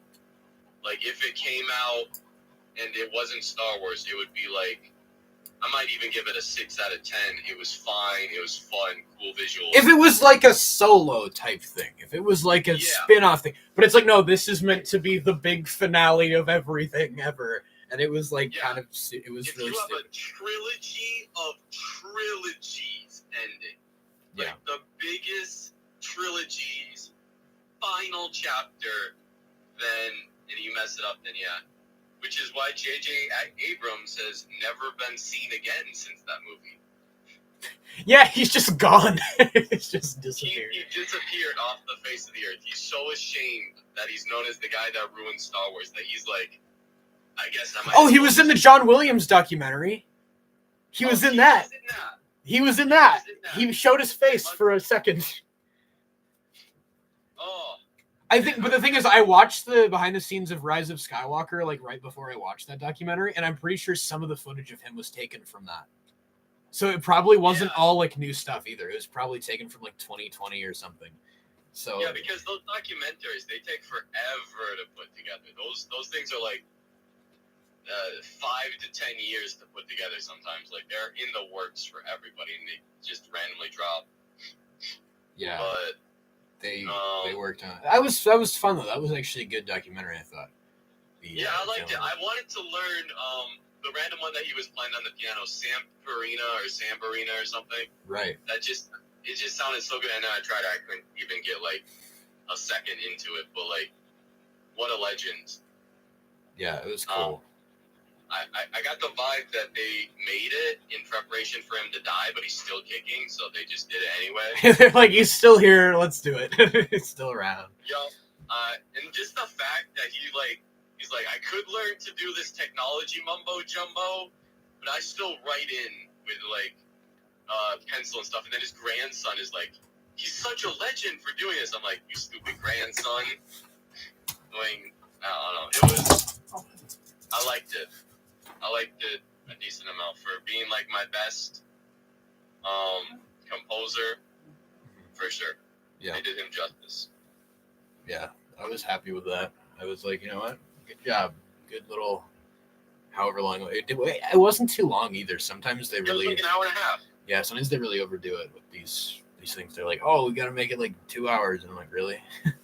But they made it. That's why I stopped watching some like Disney documentaries, because it's like every episode of the show gets their own documentary episode. Sometimes it's just like, no. Yeah, it was like 90 minutes, and it had enough like meaty content in it where I was like, oh, okay, this was actually worth watching. It wasn't like some of these are like really, what's the right term? Like they're super dense. Yeah, or they're either too dense or they're just like there's not enough there. It's just so like uninteresting, where it's like I don't really care about what you're saying. Like this is Joe. He lived a normal life. He did this one cool thing, and then he died. Here's 3 hours about it. Here's 3 hours about Joe. Yeah, it's just like, okay, what was that about? Why did I watch that? Joe. But John Williams, like, it was deserved. It kind of forgot that it happened, but like it did. And there was a lot of interviews. I went through the Letterboxd reviews, and like one of the top things was like too much of the Coldplay guy, and I'm like, I agree. Why was he here? He had no reason being here. There were like so many. Williams. There were a ton of random guys, like J.J. Abrams too. I was like, why is he in here so much? Like J.J. will like praise anybody in Star Wars. You could be like the guy that invented Dex's beard, and he's like praising him on his knees, just like, you are the greatest. JJ. Because JJ like doesn't have an original bone in his body. He can't make anything new. He's just remake. Like that's all he does is he just takes old ideas. Star Trek. I saw a video quickly breaking down his stuff. But he did make like one movie that was original, and it's kind of like Stranger Things. Yeah, like Super 8. Yeah, it was Super 8. I didn't even hate Super 8, but it is very derivative of like, I don't even know, like Goonies and a ton of these older. There was a little bit of E.T. in there too, like the Iron Giant even too. Like there was a lot of that in that. I was like, oh, okay, so this is even his most original. Mission Impossible 3 was probably his most original movie. Yeah, I don't even know what he was doing with the Mission Impossible 3. That was. It wasn't even that great. It's just like, okay. I don't know the villain in that. It had Philip Seymour Hoffman, but that was it. That guy can act. That guy, I'd say he might be the most underrated actor. He's really good, yeah. Like everything that he does, I'm like, he's like the best part of that. Did you see the Civil War movie? I have not, but I want. Anyway, you don't need to see it. I can see it like swings for the fences and tries to be the greatest movie of all time, but it's like fine. It's fine. But he's in the movie just as like a guy who wants to kill people, and he's like, wait, I thought he was dead though. How was he in it? What do you mean? Philip Seymour Hoffman, he died. Oh wait, maybe I'm thinking of a different guy then. Nah, he was the villain of Mission Impossible 3. Yes, but he died. He died like a decade ago. No way. Because okay, maybe we must be getting something confused here. Maybe it's not Philip Seymour Hoffman, but oh, are you thinking about Lawrence Fishburne? Maybe, I don't know. Is he a black guy? No, he is not a black guy. Wait, okay, now I'm confused because Philip Seymour Hoffman died like 10 years ago. This is like when the Kaminoans are like, Jedi Master Sifo Dyas died 10 years ago. It's like, how is this possible? Okay. I'm just going to first look up Mission Impossible 3 just to make sure that it is the... Okay, that come on, go. Letterboxd. Yeah, Letterboxd is the greatest thing that man has Letterboxd is so fun. It just it takes everything in the human experience and just like, you like movies, this is it. Galaxy, the type of podcast you listen to. Hey, we've got another stream member here. Dre. An hour and a half in. Yeah. Philip Galaxy. Senior. Bro. No way. Okay, Philip Senior. Let's see. Bio. He died? Oh, I must have gotten him mixed up with somebody. Yeah, I got him mixed up with somebody. My fault. I'm sorry. My bad. I was so confused. Like we were talking about a guy in this new movie who died a decade ago. I take it back. He is not one of the greatest actors of all time. I get him mixed up with this other guy who's like a new rising star. Holy smokes. Sorry. Who are you thinking of then? Let me look up his name. Have you seen I'm Thinking of Ending Things? I have not. No. Okay. He was in it. He was like a boyfriend. Is he like Kirsten Dunst's husband or whatever? No, I don't think so. This dude, he's like, he usually plays a villain, and he's like incredibly good at it. I think he was in Power of the Dog. Oh! Let me see. I have seen that. Yeah. Where is this man? Where's this man? This What's man up, is- Galaxy? Oh, Jesse Plemons. Jesse. Oh yeah, so that is Kirsten Dunst's husband. Oh, That's what I thought. okay. Wow. Kirsten Dunst. Wow. Okay. Not bad. But yeah, him. Okay. Wow. Yeah, I he's don't know not- how we got here. He's not a Here bad we are. actor. Here we are talking about Jesse Plemons. We thought he was Philip Seymour Hoffman. How do we mix those two up? Like they don't even sound similar. Mission Impossible 3, talking about Mission Impossible. Let me think. Mission Impossible What 3. else? J.J. Abrams. We were talking about J.J. Abrams and Yeah, like because the of most original Mission movie he's ever Impossible done. And Rise of Skywalker. Okay. He's just Yeah. like I remember my brother said something where he was like J.J. Abrams' most original, like his best contribution to the film industry was lens flare. Like yeah, that's literally all. He just has a lot of lens flare in his movies. He loves that lens flare. It's like all he does. That and I don't know. He if I think through everything that he's done, he hasn't had like an original crazy like, bro, that's so smart. You did such great job at that assignment. He does the assignment, he gets it done. He does the old thing again. He Into Darkness was Wrath of Khan. Force Awakens was A New Hope. Rise of Skywalker was I don't even know what the heck that was. That was a fever dream. It was something. He got high and watched Star Wars. Yeah, I watched Star Wars. Just a bunch of crap. And then I don't even like I like the first Star Trek, but it's also not like a great like Yeah, I haven't had the heart to watch Star Trek because there's nothing that I've heard about from Star Trek that I'm like, that seems worth my time. Because I remember I thought it was so cool. My parents, they bought one time like a 6 VHS set of Star Trek, and they had amazing cover art. And I wanted to watch all of them, and I watched the first two. And Wrath of Khan was okay. The first one was like garbage, one of the most boring experiences of my life. But everything that I hear about from like Star Trek is just like, this failed, this movie's bad, this movie's mid, there's like 80 shows and they're all fine to amazing, but there's so many of them. There's the one with Tom Hardy, which was actually quite good. I forgot what I think it was called Nemesis. That one I liked. Okay. Nemesis is good. It's kind of an underrated one. There was did you ever see the one with the whales?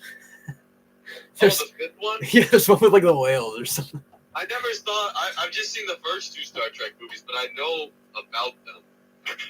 Yeah, I think the I fifth saw one the is third the one one with the too. whales.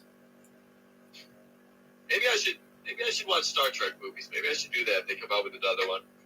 Yeah, I'm not super into Star Trek, but I don't dislike it either. I remember my parents got me into Star Trek Discovery, the show, and that one was so weird. Like that went off the rails after season 1. I don't even know what that was. And then they made Star Trek Strange New World or whatever, which my music teacher is in. as a whatever that a Vulcan or something. That's so funny. But yeah, I have not seen that much Star Trek. The J.J. Abrams ones are like Star Trek for dummies or whatever. Like that's what basically it is. It's just For your Force Awakens. Oh wow, is that an old property that I used to love? Audience, is it a man, new I will thing? give money to you to make me that movie. Is it old thing?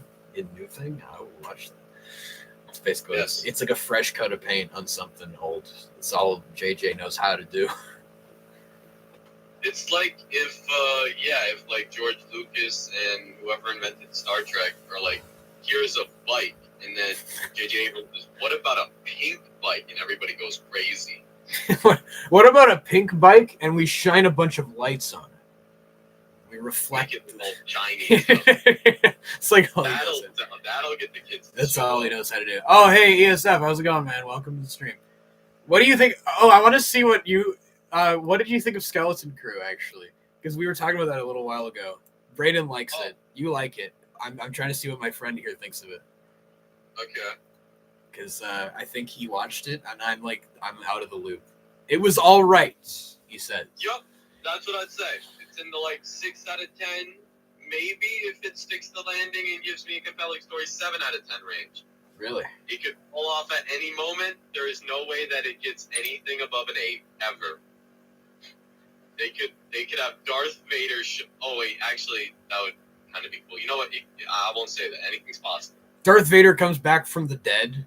It shows up. Yeah, they resurrect his Force ghost, and he's like, and then it ends with Darth Vader will return in Darth Vader 2026, and it's like this secret project, and we get a Darth Vader movie randomly. So stupid, but you execute that right, all the fans. It's they already kind of did that with Ahsoka, where they had Anakin there, and he was said a bunch of old dialogue or whatever. That was so stupid. It sucked in comparison to what this could be. You know how? I don't know if you heard about this. Horror movies are crazy, but usually with horror movies, just for a little context, there's 3 things that you can do when they get bored after 5 movies. They go to space, go to hell, or it gets very funny. And there was this thing. Have you heard of Freddy X Jason? I think I have. Yeah, essentially how they did Nightmare on Elm Street versus Friday the 13th. I don't know. But if Star Wars completely falls off and they're making no money and they want to just go crazy and the name is tarnished, it's over, it's gonna be crazy. What if we just did the stupidest thing ever and we just did a Darth Vader versus Darth Maul movie? Could we please? That's Darth Vader versus Darth Maul. I would pay to see that. They almost had that in Rebels. They were in the same place at the same time, and they never met. They need to have that. I need them to both come back from Sith hell. To Sith show hell. up and kill everyone and then face off. Not because they're good, but because they just want to prove who is the better of the 2 of them and who is more evil. And then at the end, they should have Darth Maul get cut into 10 pieces and he's still alive. Because he never dies. He's I learned, and he force brings himself back. Imagine if it's young Anakin. Young Anakin is fighting Darth Maul. They get the original actor for Anakin. It's a multiverse Star Wars. Yeah, that'd be so great. Oh my gosh. Blowing the lightsaber at me once. You will feel my fury. Now this is pod racing, and he just zooms into Darth Maul. It's karma for when Darth Maul almost ran into him when he was a kid. The speeder bike or whatever. Yeah. You throw a speeder bike at Darth Maul. I don't know. If Star Wars completely is destroyed, that's what I want to rise from the ashes, because they have some comics like that, and it's crazy stuff. It's crazy work. That's so funny. They're really running out of ideas. But I honestly wouldn't be What was like the Darth Maul situation is so weird because they like set up a plot with him that they never developed. Like they had the solo scene, and then like that never went anywhere, and I don't know if it ever will. And like they still need to pick that up. Bro, that's not going anywhere because after Solo, they announced Lando's show, and Solo made no money, so Lando's show is not happening, and like the thing that they set up in Solo, it's not happening. Solo made no money. People don't want to see it. Don't want to see Darth Maul again. Lando's canceled. Yeah, like Lando's not.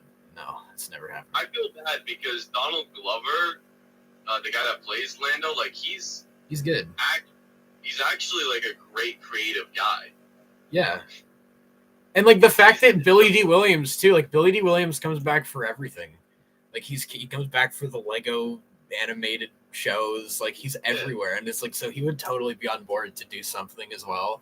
Like they could do a I don't know, like a cross generational story where it's older Lando and younger Lando, or I don't know, they can do something interesting. And then and like they're both pretty great actors, so like if you could get like a back and forth, them talking to older self and younger self, like kind of what they did with X-Men Days of Future Past, like a Lando show could be on the level of Andor, or it could completely fall apart, but like you never know with Star Wars. Stupid, annoying, disgusting Star Wars. Stupid, annoying, disgusting Star Wars. That's a good way to put it. One thing that did kind of get confirmed, within like the next few years, Kathleen Kennedy's going to get out of there, so I can't wait. I cannot Kathleen wait. Kennedy is like so old. Like I'm like, how is she still there?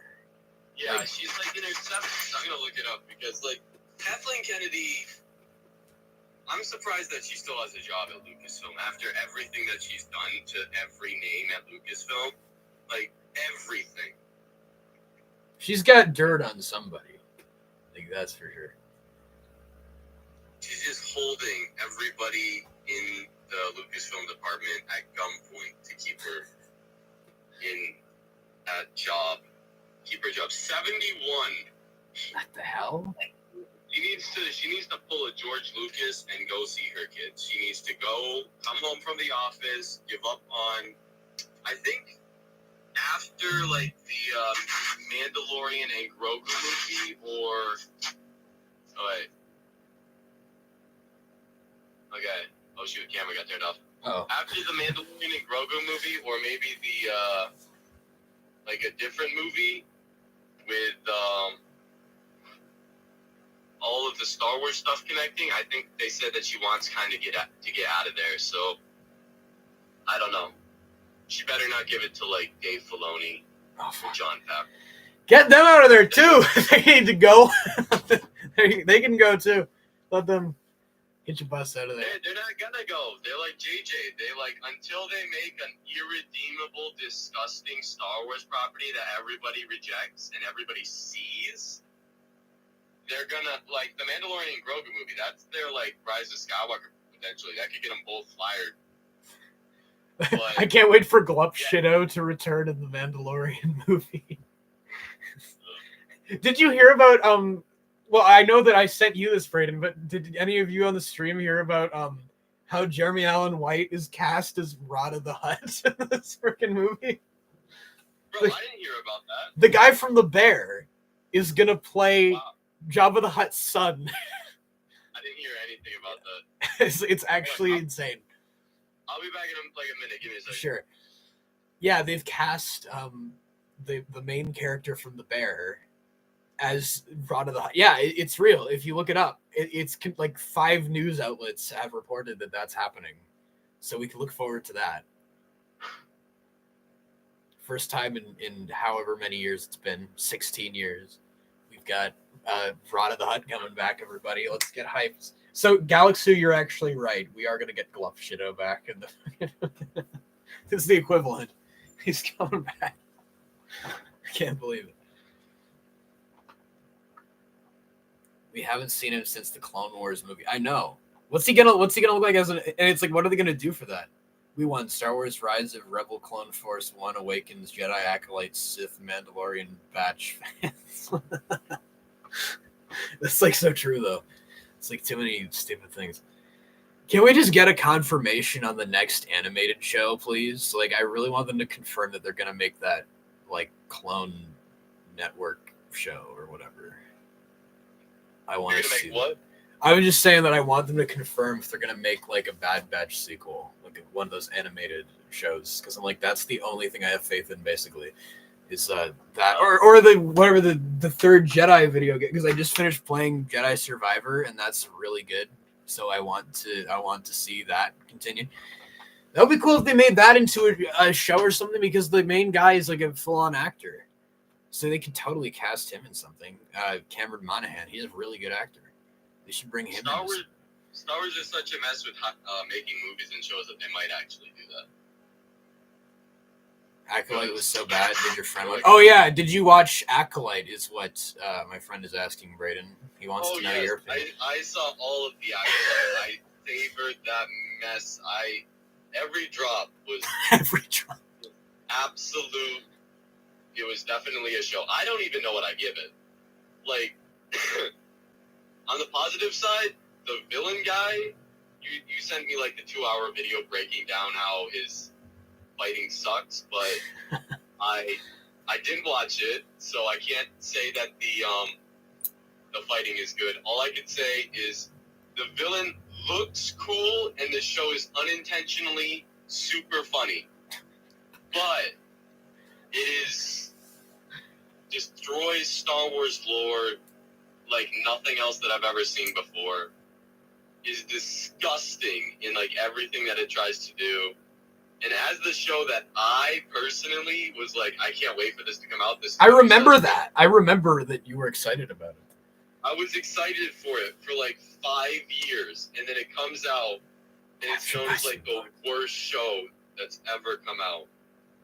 I couldn't like. It's probably the most like morally fucked up Star Wars thing I've ever seen, where they try to frame, what's his name, the Korean guy from Squid Game as like this terrible guy when he did everything like in a justifiable way, and it's like, oh, we gotta kill him now. Screw this guy. It's like, what did he do? He's trying to protect them, and then it's like he's the villain. Yeah. It's like, what is going on? And just like Plagueis is what Yoda just yeah, Darth Plagueis in the cave with his hand creeping around. Why? I don't know. It gave me a lot. It gave the Star Wars community some of the best Star Wars memes that we've gotten in the 2020s. And the best disgusting, like, what is happening Star Wars moments. But, yeah, it destroys, like, everything. It might be worse. It's probably the worst Star Wars show that's ever existed, although I have more disappointment and hatred towards Kenobi. Acolyte is undeniably worse than it. And I'm glad that it doesn't have a second season, but, like, dang, the actresses, everything we learned about, like, one Jedi who's bald, and they have the same thing in this show as, like, Ahsoka, where everybody looks like they're cosplaying, but we learned about this one Jedi who, like, has stomach problems when going to hyperspace. And, like, we didn't need to learn any of this. The entire show is just... That was the best thing, though. That was just so necessary. They needed to have the power of one, the power of two, the power of losing money. No. Why did they make that? Why did they... I mean, it's kind of like it's actually like the one time where they got comeuppance. Like, I was so happy when they canceled that show. I was like, yes, karma! Screw you and your terrible show that preaches that it's good to be evil. It's like, okay. Yeah. Although I heard that it wasn't great, I did enjoy watching it more than I've enjoyed watching, like, half of the Star Wars shows and half of the Marvel shows in the past, like, 4 years. Like, in all honesty, I liked watching each episode and seeing how messed up how much it, like, destroyed everything. Each episode, it, like, gets worse and it's crazy. Didn't they have like the guy who said that the Sith were extinct to be in the show when they're talking about how the Sith are running rampant or something? I remember hearing about that. Like in the Phantom Menace, the guy who says the Sith are dead is there. Yeah, King Mud, and then he's in the show, and they're like, the Sith are here, and he's just like, huh? They also changed when he was born just so they could show up in the show and have nothing to do with it. He's alive like hundreds of years before he should be alive. And they changed. I saw. This was like the one time this year the one time ever that I watched Star Wars Theory, and he's like, they changed the Wikipedia age of King Mud just for the show, and he's like, all the lore that it destroyed. That you have lesbian space witches in Star Wars. Yes, we needed that. We needed it. No, we needed it. We did not need that. We needed it. It really adds to the lore, you know. And then they created twins from the Force, changing Anakin being the one chosen one that was made by the Force. No, they were the chosen 3, actually. Chosen 2. Yeah, they got the legends wrong. He's not the chosen one. He's part of the chosen trilogy. It's actually a franchise, which got canceled. The chosen trilogy. Yeah. Oh no. I was utterly shocked and also very sort of just in unbelief, but also kind of happy that Star Wars did something to make me feel about care. Because I cared about how much they destroyed everything. And I did not care at all about other stuff that they've been doing, like Boba Fett, Mandalorian. Like, I cared about Mandalorian Season 3, but, like, Acolyte was... It made life interesting, although it was garbage, and I don't know. I think Mandalorian Season 3 might be worse than it, though. What, this is my question for, I guess, everybody watching, and you. Is what is worse, the Acolyte or Ahsoka? Because I hate Ahsoka so much. I'm like the number one Ahsoka hater ever. I think it's worse. I actually think it's worse.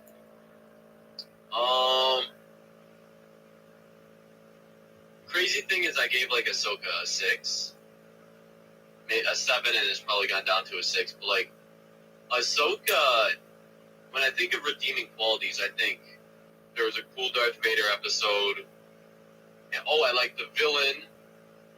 And you liked Thrawn? No, not Thrawn. The other guy, the guy who died, who was like a Sith. Oh, okay, yeah, he was like vaguely interesting, but that's all he was just vague the whole time. I know, I'm never gonna see that again. It sucks. The first thing that non-Andor Star Wars has done in, let me think, how many years has it been again? 5 years, like, that I found super interesting kind of thing, other than Andor, maybe some stuff in Mando. And they just, he had to die right now. He was the savior of Star Wars for me. Recasting, yeah. Are they recasting him? Oh, I didn't know that. I didn't know that. Wait, they're recasting him? That's what my friend says here. I haven't seen anything about it. Okay, so maybe potential. They are? Okay. Okay. Is it confirmed or even rumored who is going to be the recast? Who would it be? Timothy Chalamet. Let's get him in there. Timothy. Muad'Dib. Get him in there. No room. We need a big guy. We need an actual big guy. Let me think.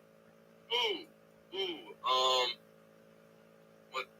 The man's name. It's so annoying that I can't remember this guy's. Russell Crowe. Russell Crowe? Okay. Oh, wait, he's too high budget for them, actually. They couldn't pay him. He's too high budget. Isn't he older, though? Like, how old is that guy? Yeah, I don't know. I think he's probably in his 60s. Okay, yeah, and so is Ray Stevens. So, yeah. I don't know. You need somebody that sort of commands your attention like the guy did, but I feel like The Acolyte was worse, although if I had to rewatch one, I'd easily rewatch The Acolyte. So, I don't know. I think that, like, I'll tell you why I think Ahsoka's worse, or why I hate it more. It's that I hate that, like, because as far as, like, dubious morality goes, they're both, like, really screwed up as far as the messages they send are. But I think that like Ahsoka is worse in the sense that they actually try to like paint Sabine as like some noble hero when she like screws over everybody, like just for selfish reasons. Like Yeah, just so that you could have Ezra. Like in the Acolyte, they try to tell you that being evil is good and that somehow the villain guy is justifiable in being a psychopath and killing people. But Sabine also like subjected who knows how many people, like trillions of people potentially to death, and like nobody calls her out on it. That's pretty bad. That's really bad. And I'm like, I hate that so much that they never call her out. Like I don't know. I don't think they ever will in that whole big show. Yeah, if we get some like great directors to come in and to show Sabine what a horrible person she's, and I want like the first scene with Sabine and Mando and Grogu to be like her with like a gun to her head about to like kill herself, and Ezra's like, I know this is all your fault, and there's like all montage of all the destruction. He's like, no, you need to make up for all this mistake that you made because it's so easy to kill yourself, but you need to actually make up for this mistake and fight to the death, like to stop this. Like she needs to realize that she did the absolute wrong thing. It's just insane that Ahsoka of all people is the one that's like trying to make her feel justified in it when she's like, you did the right thing. It's like, no, Ahsoka, why are you an idiot? Like, Ahsoka, yeah. I forget that Ahsoka's even in the Ahsoka show because Ahsoka brings nothing to the Ahsoka show. Nope, it's all about like other people. Yeah, and like it's not in like the greatest way. Like when I think of the Andor show, I don't immediately think of Cassian Andor, but Cassian Andor is a great character in the show. He's more of the guy exploring the worlds. He's your viewpoint to see Star Wars, but he's still a great character. And then Ahsoka is just like, it didn't have to be the Ahsoka show. It could have been Sabine the show. It could have been Thrawn the show for some segments. It could have been like other things. Yeah. I don't know. Like Cassian was the focal point around which everything centered. Like all the characters like were somehow connected to Cassian and were trying to find him or something. Like everyone in the show, like everything came back to Cassian. But in Ahsoka, she kind of feels irrelevant for most of it. Like, isn't there a whole episode where she's not in it? Yeah. There's a whole episode where she's not in it. So that's the problem. Is like it feels like they made they keep doing this. They did it with Mando or not. What was the other one? Boba Fett, where he was like irrelevant for half the show. Like they do this so much. I think it's just this Star Wars thing where they have to give it like a name where you're like, no way, Boba Fett. Gotta check it out. Ahsoka, I know her. I love her. Gotta check it out. So like you have to have the marketability so that somebody will watch your show. I'm trying to imagine like someone watching Ahsoka, like they're like, oh, I remember watching the Clone Wars when I was a kid. Let's watch Ahsoka, and then it's like about this random purple hair girl and this blue guy, and they're like, what the frick is happening in this show? Like I don't even know what's happening. They're so confused. I'm like, I sympathize. Yeah, the people that aren't. We're on like the medium nerd level where we're like we know stuff. We've been around for a while. We're not like referencing comics, video games, all crazy Star Wars lore, but like we know. But like the regular day-to-day people on Disney Plus they got to be so confused. Some people, yeah, like my sister hasn't seen any of, like she watched Mando. She's seen none of these animated shows, and I was like, don't watch Ahsoka. You're not gonna know what's happening. Like it doesn't make any sense. Yeah, and it isn't even worth watching because you gotta go. It's not interesting. If you watch by itself, it doesn't make sense. If you watch all like whatever of Rebels and Clone Wars, it still doesn't make sense. Clone Wars, 4 seasons of Rebels, it's even worse. Yeah, because they wreck all the characters. Don't read any of the Thrawn books because you're not gonna like what they do with him. Yup. Too late for me. Too late for Thrawn. It's too late. Just nothing left. It's like. Random thing, I have been getting a bit more into the Star Wars lore because I've been playing Knights of the Old Republic. Oh, yeah. The ancient 20-year-old, 21-year-old video game. How's that? Huh? How's that? It's actually really, really good. I don't game too much, but I don't know. For like story games, it's the first one that I've actually played. It's surprisingly really good. I'm like so into the Fallen Order and the Survivor plots. Like those are so good. Yeah, I gotta make my way up. I gotta go through all the older video games and then eventually get there and be playing those eventually. And then there's the greatest one, the Outlaws game. Did you hear about that one? I heard about that one. I heard it was good. Oh, really? You heard it was good? I heard the opposite. Well, I must have just watched this one random one by this guy that's like, it's okay that it's laggy and not great, but he's like, I had fun with it. That guy, stop making fun of my nice little game. Yo, new stream. Yeah, we've been going for 2. We finally got people. No, yeah, I don't even think it's on PS4, so I don't even know if I can play it. No, I don't even know if I will. I got it on Steam. But, oh, you mean Outlaws? Yeah. I don't know. I don't even know how to get that thing. Yeah, I don't even Survivor finally came out on PS4, so that's why I could play it. Like I don't like everyone uses these like whatever, like they buy the online, and I don't trust it because I don't know if I told anybody. I feel like I mentioned this briefly on one stream, but like Ian got me this gift card for like the PlayStation Store. It was like $20 worth. And I used the $20 from that gift card to get all this DLC for the Lego Star Wars Skywalker Saga game. I bought the DLC. It didn't show up in the game.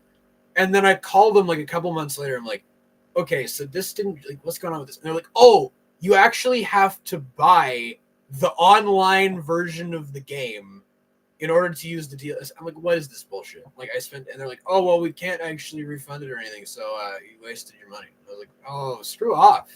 Like, I spent $20 on this, and I can't use it because I have the disc version of the game and not the digital copy. I have the digital instead of the physical copy. Like, this is such a ripoff. No, I've heard about that with certain things. It's sort of like Minecraft. I'm pretty sure you need to have like a PC version of it or something to get mods in it. It's such bullshit. I'm like, I hate that. So like, I just buy the physical copies, and I'm like, I'm just gonna make do with this because I don't want to deal with the online buying the extra stuff because it never works.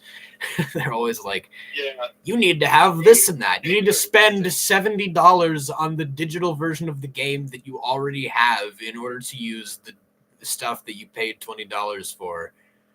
It's like, okay, what are we talking about, Lucas? We're just talking about random crap right now. That's what we're talking about. that's all we do here. Yo,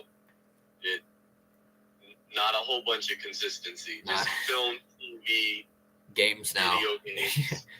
My sister got me The Force Unleashed for my birthday. I still haven't played that.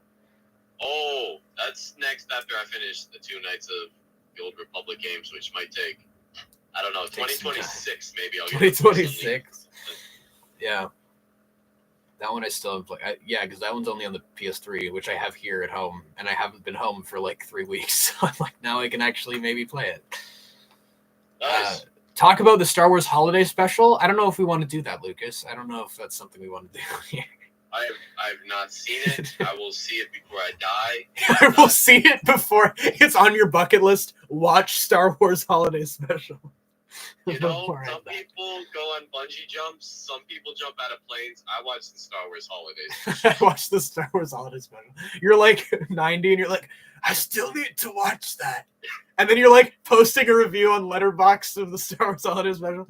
You're like 90 years old on your deathbed. Okay, I finally did it. Now I can die in peace. Yeah, maybe I'll watch it this year. Who knows? But like, I think it deserves a video of just I forget that it exists for most of the time. Like, it's such a random, like, I'd imagine that it's worse than everything that Disney has done with Star Wars, I would think. Hypothetically, maybe. Acolyte or Ahsoka or Boba Fett might be worse or something, but, like, it has the original cast, and, like, who came up with that? And it's just funny because they all look so depressed. They're all just like, I hate this. Why am I here? I mean, it's not Harrison even Ford like, always well, hated it. they got their paycheck. It's like, this is the 70s, maybe the 80s. Like, they got paid $5 for doing this. $5 and a taco. Like, they're not happy. She's shocked they got the entire cast. Did they get was that before what's his name died? The Obi-Wan actor? Was he in that? Oh, I don't think he was in that. No. Was he the only one who wasn't? Friggin' Alec Guinness. Yeah, he wasn't in that. I don't think the guys for Darth Vader were in that. No, okay. Moff Tarkin was in it, but like, the main Leia, Luke, Han, Chewie, R2D2, C3PO, I think they all made it, which is still depressing. Oh, they did get Vader. Okay, that's interesting.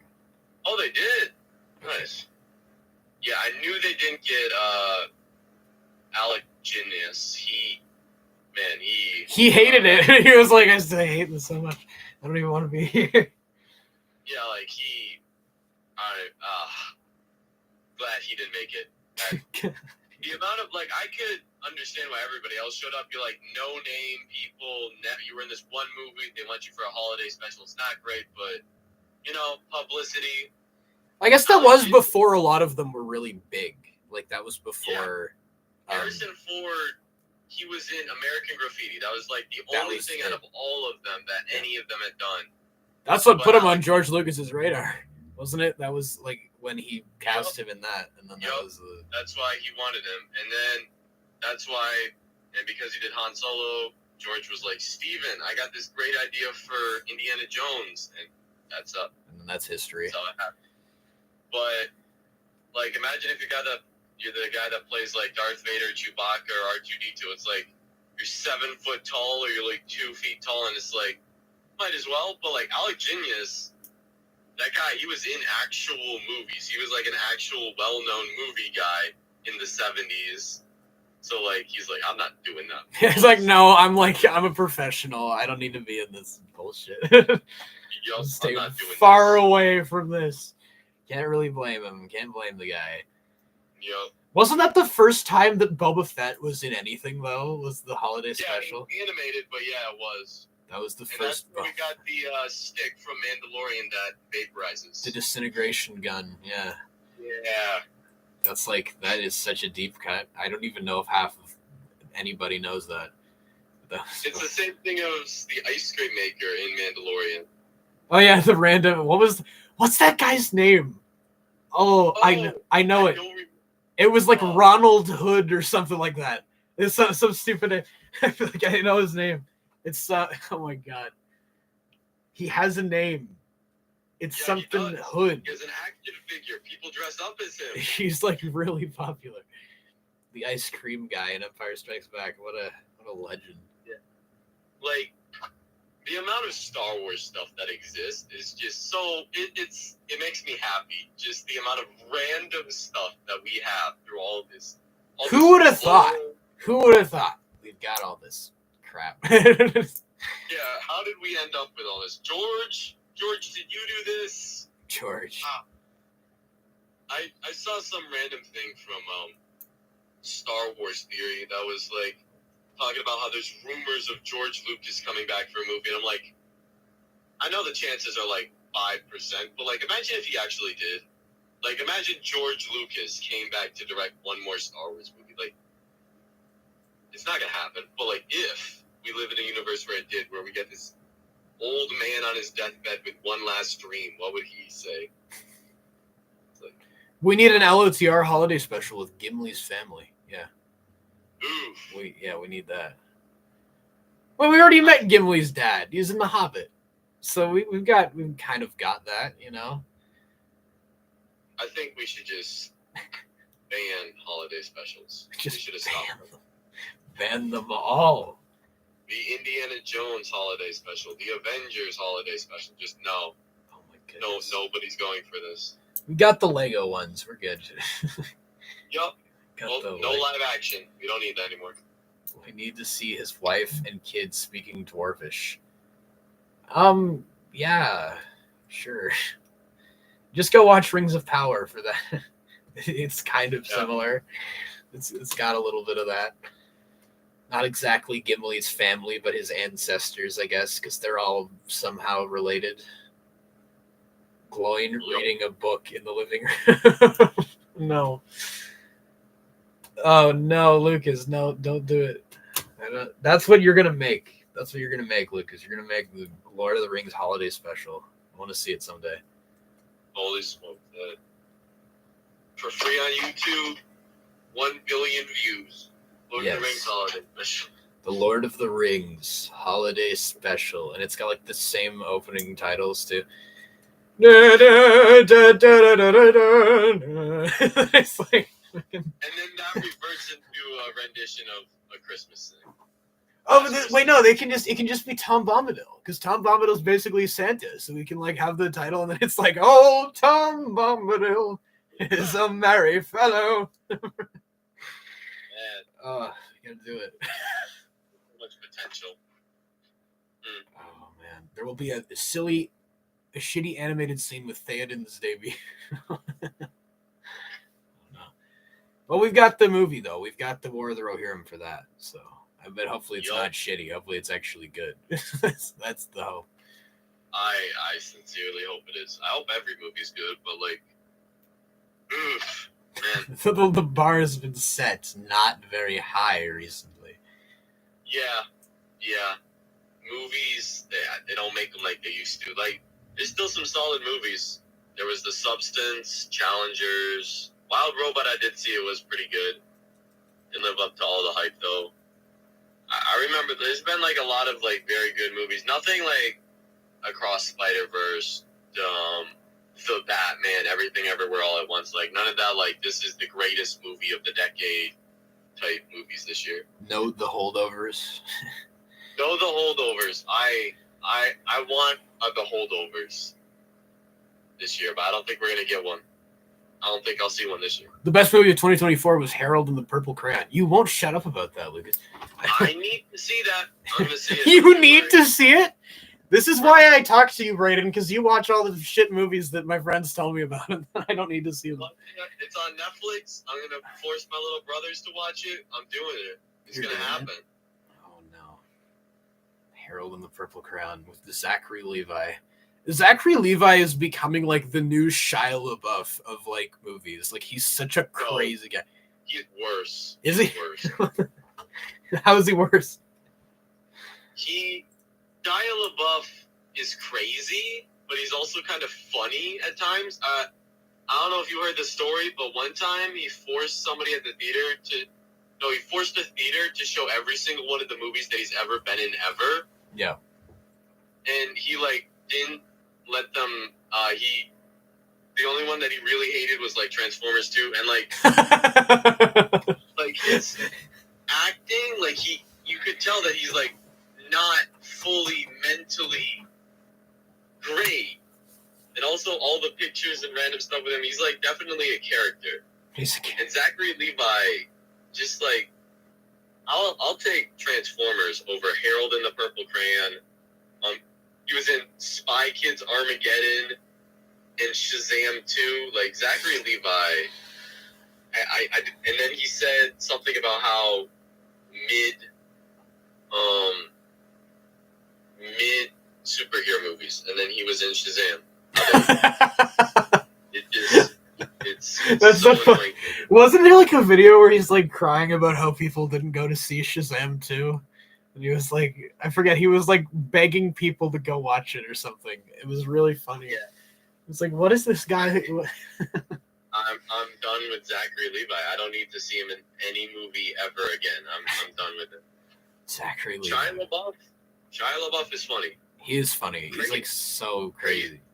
He's funny. That scene in Transformers 3 where he's like screaming at the police or whatever, and they're trying to get him out of the car, and he's like, ah! This is my car. It's just like, that's half of the comedy in the movie. It's just Shia LaBeouf losing his mind. I'm pretty sure he mentally isn't right after. No. It's just Michael. Like, I want to see a movie. Like, I want to see Transformers 25, whatever the hell, however many they're making. And it's just him and Mark Wahlberg, like, teaming up.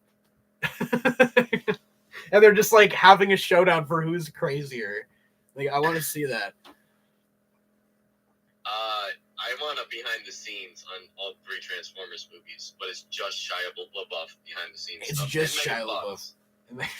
Megan Fox like got pissed at Michael Bay. I can't blame her, to be honest. Michael Bay is like a creepy guy. Oh yeah, yeah. I guess that makes sense why she didn't show up again in the 3rd. But like, there's only so many scenes where he's like, "Yeah, put the fake sweat on. Yeah, move that down a bit. Okay, now I need you to look very lustful in this scene." Oh. And she's like, "Isn't that what you tell me every time?" He's like, "No, extra lust." Oh no! Oh no, Michael Bay. What? Why? Lucas, should you watch the Transformers films? You've only seen Transformers 1. You can answer that one, Brayden, because you most recently watched them. When he says Transformers 1, does he mean Transformer? Nah, he probably just means the newest one. He took the easy path. I am taking the war-torn path. I have seen hell so that I may see the glories of heaven. If you want to see hell with me, watch the Transformers movies. That's quite a statement. I guess so. Is Transformers more than just Jennifer's body? What is that a reference that I don't understand? That's a movie. Jennifer's Body is a Megan Fox movie. Oh, okay then. Megan Fox is Jennifer. The Transformers movies are so much more than Jennifer's Body, but there's a lot of Jennifer's Body in it. Oh God. Why? Yeah. Why did they do that's so cringe? And then when they had didn't in the 4th one they have to write in a reason why what's his name? Mark Wahlberg's underage daughter is dating like a 25-year-old. Yeah, he's like the Romeo and Juliet law, and then he like shows this thing. He's like, if you've been dating before this, then you can do this, and he like pulls it out, and they explain that. I'm like, wow, thank you for justifying that. Wow, thank you for justifying criminal activity, Michael. I'm really glad that was in the movie. Yeah, but like, what the hell? Also, I looked up the actress that was in the 3rd one as Shia LaBeouf's girlfriend. His new girlfriend. She's literally just a model, a swimsuit model. She's not even an actress. Yeah, he just got a model to do. Like, Michael Bay, what are we doing? Why? Yeah, he was just like, we've got to do this. I think he just got a model so that she wouldn't be angry when he asked her to do weird shots in the movie. That's probably why. Because, what's her name did not like that at all, Megan Fox. And so Michael Bay was like, this is the path of least resistance. Yeah, I'm not working with Michael Bay. No. Do kids even want to see that? They want to see giant robots beat the shit out of each other. Yeah, that's the thing. Why do they have all that in there? For Michael Bay. That was all for Michael Bay. What the frick? What is with that guy? There's something about that guy where I'm like, I swear, this guy's gonna turn out to be the new what's the guy who is the freaking? He's gonna be the next Harvey Weinstein. Yeah, it's gonna be like the next Harvey Weinstein. That's what he's gonna be. That's what something is gonna come out about Michael Bay where it's like he's actually a secret, crazy criminal man. I don't even know. Yeah, I don't know, but his directing quality. People are comparing Zack Snyder to Michael Bay, and I can't.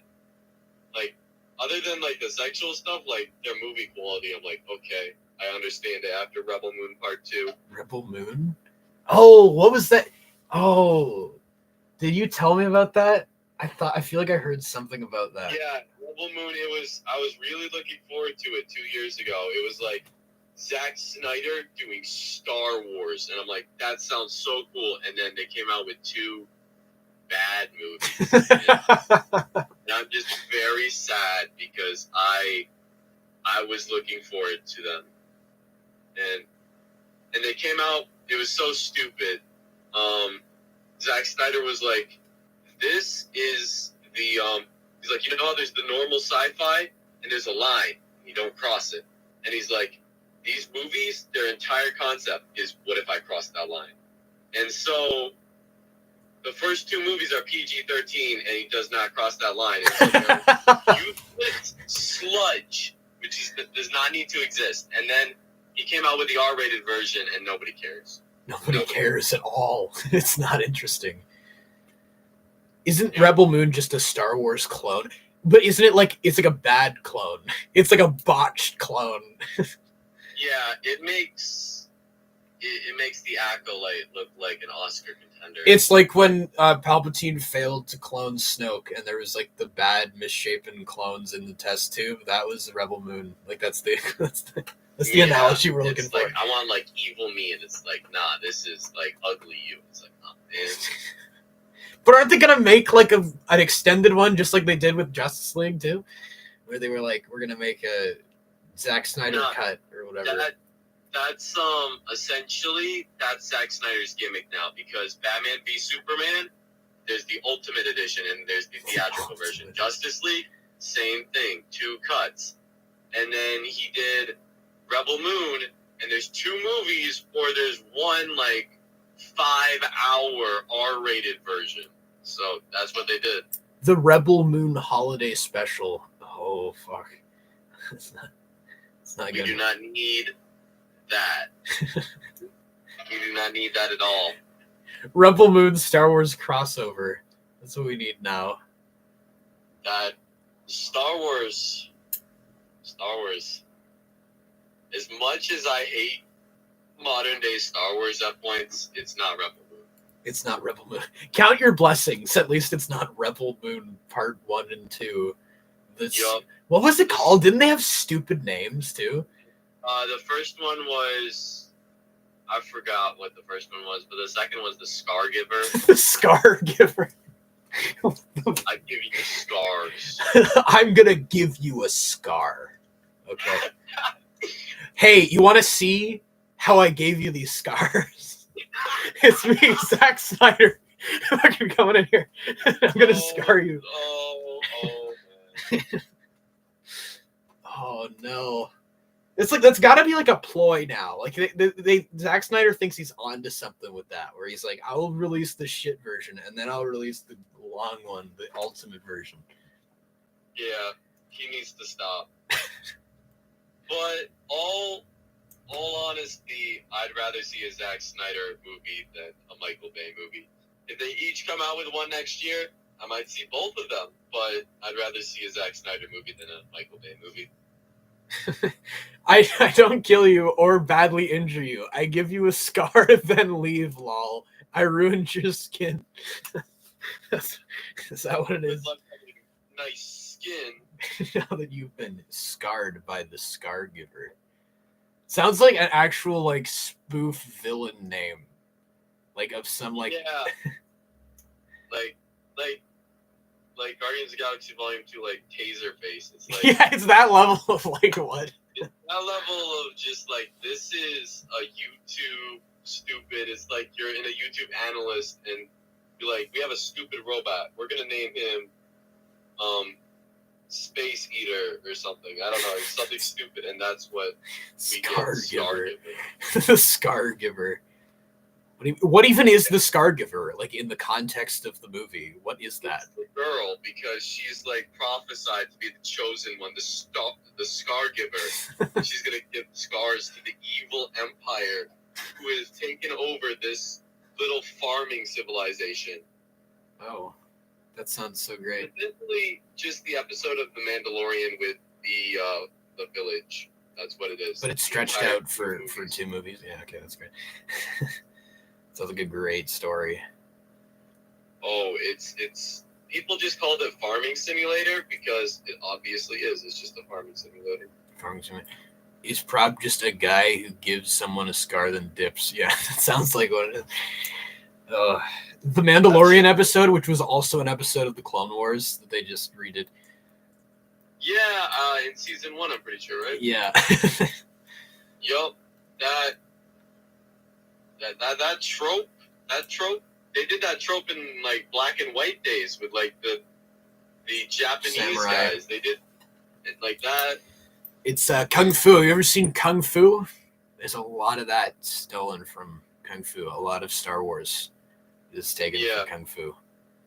Yeah, I've heard about that. Akira Kurosawa stuff. Yeah, they took a lot from Kung Fu. Kung Fu is like they took Kung Fu Panda, takes a lot from that. Ninjago. I don't know if you're up on that, Brayden, but Lucas and I have talked about how they're making a live action Ninjago. That's the thing. That's the thing that's happening. I think when I hear that, there's like there's 3 options that I can think of. One, Power Rangers live action, which I don't know if you knew about that, but that was a forgotten nothing movie. It's going to be How to Train Your Dragon, whatever, where it's going to be like solid, which I don't know. Depends who's making it. You just made a video on the live action Ninjago. Oh yeah, I saw that, Lucas. I got like a couple minutes in, and then I needed to do something else, but I will finish it. Yeah, but it's just so weird because it actually has the original writers involved, and they've been gone for years, and that is interesting to me. That is very interesting. They have the original big project because the original writers left after like the original seasons, and then the show was terrible. So I don't know if you got that. I don't know. Might be a new summer hit. I hope so. Could be. It could be up there with the Minecraft movie. I can't wait to see that. It's gonna be the greatest movie that ever was invented ever. It's gonna make up $1 billion. Yes. Jack Black's line about how when he grew up he longed for the mines or whatever. Yes, as a child I longed for the mines. I yearned for the mines. Yes. I wanted to be on the level of Napoleon Dynamite because that's the director, but like, holy smokes, this movie's like gonna be so weird. Jack Black is Garmadon. Oh no. Jack Black is Garmadon, The Rock is Lloyd, Ryan Reynolds is Jay, Chris Pratt is Kai. I can see them doing that. Actually. That's too much money for a Ninjago thing. If they manage to make $1 billion on the Ninjago live action, directed by Sean Levy. Oh no! What did Sean Levy do? Did he do Deadpool? I'm forgetting who that guy is. Yeah, he did Deadpool and Wolverine, Free Guy. He did a bunch of like random Ryan Reynolds movies. Oh, that's the joke. Okay, I get it now, Lucas, because he did my least favorite movie of like the last 2 years. Oh, Adam Project. Yes. Adam Project. I'm sorry. I feel so much regret. Brayden, I will never forgive you for subjecting me to the Adam Project. I can make it up by, once again, I think this is the 2nd year in a row, watch Bo Burnham's Inside. I will watch that. That is going to happen someday. I will watch the Inside. That you gotta be kidding me. I will watch it someday. The fact that you listen to me and watch the Adam Project is insane to me. The Adam Project, it's pretty good, man. It's not that bad. Oh, I had no idea. Oh, the Adam Project. At least we got the kid who plays Percy Jackson out of it. There we go. That was something. I'll be happy with that. At least we got him. We got him out of that. Yep. I'm gonna get headed out pretty soon. One final thing that I wanted to say. I have been my homeschool group, which has been doing a play every year. They entrusted me to write the script for our new play. Oh. So I have been in the process of doing that. Oh wow. Okay. Yeah, that's not even all of it. It goes over here. We got a lot of script which I've been writing, but I'm doing something with my life. Nice. Well, send me over what you have. Maybe I can contribute. I like writing. I wrote a script for a whole series that never saw the light of day. Lucas remembers that. Nice. Those were the days when I made it was a crossover between Avengers Endgame and Ninjago. I was making that a thing. I wrote like a 3-episode script and I never made it. That's a really deep cut. I know. Nobody would get all of that. All the references, all the like on your lefts that would be in that. That's wow. Show us. I have that somewhere. I'll find that script and I will show everyone what I had. Okay. Well, it's been a nice 2.5 hours. Once Yes. again, Ian did not. Ian was not here. Maybe he'll show up after. And then that'll be the post credits scene. I'll just leave, and then as soon as I leave, he shows up. He'll be here. Yeah. All right. Well, good chat with you, Brayden. Thanks for being here. Yup. Talk again soon. See ya, man. Yep. See you, man. All right. It's just you and I, Lucas. It's you and me. It's always down to us two. But I will find that script. I wrote it on an old ass notepad, and it is somewhere in my room. I don't know where. It is somewhere. I have that script. I don't know where it is, but I wrote it in my terrible handwriting. It's somewhere. I don't know. Yeah, where did Galaxy go? He was here, and then he left. He needs to come back. Then we can make the Ninjago Endgame series. Were you in that? I could have sworn I cast you in that. Didn't we talk about that recently and you were surprised that was a thing? Submit it to Marvel since they love crossovers. Oh my God. They do love their crossovers. Then maybe they could actually have the same actors play the characters, Chris Pratt, Star-Lord, and Lloyd or whatever. Or Kai, whatever you said. Yeah, Kai. Fergor was making lunch. What happened? Galaxy, you're back. We're talking about the great Ninjago Endgame series that I was writing a script for that never saw the light of day.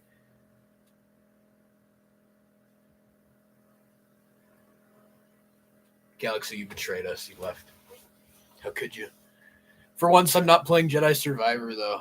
I need to play that more.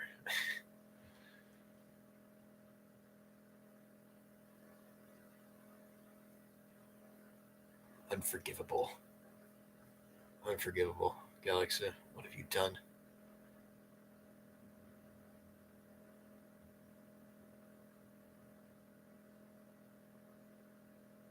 I did finish Jedi Survivor. Finished the story. I did it last week. But I still have exploration to do. I happen to know that there's a Boba Fett scene that I still haven't gotten to, so I want to get to that on the stream, hopefully. That's all I have left. I've completed all the planets, basically, except Kobo. So I did a lot of off-screen, off-camera exploring stuff. 2024 is so mid that almost all the videos I've seen are either artistic or non-mainstream. Yeah, you're not wrong. Still need to find a copy of Survivor. Mid-year for movies. Too busy getting mad at Star doing Crusader and they go playing Zenless Zone Zero. Oh my God. Zenless Zone Zero. Such a weird name. It doesn't even sound real. If you hadn't told me that was real, I would have thought you made it up. 2024 are just all over the place. They are. That is factually correct.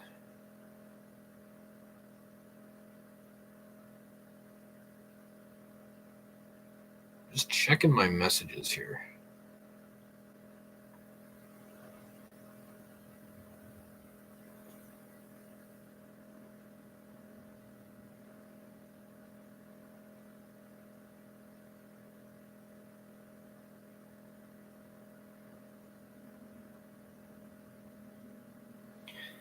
I'm trying to get my other friend Ian to get on here because he missed the Brayden chat, and that was going to be the funny thing that he missed. Get on here. I'm going to call him right now. I'm just going to call him. I don't even care. Ian! It's a real game. Harold and the Purple Crayon. Yeah, we actually talked about that for a while. We got into a deep conversation about Zachary Levi, of all people. The greatest actor to ever live.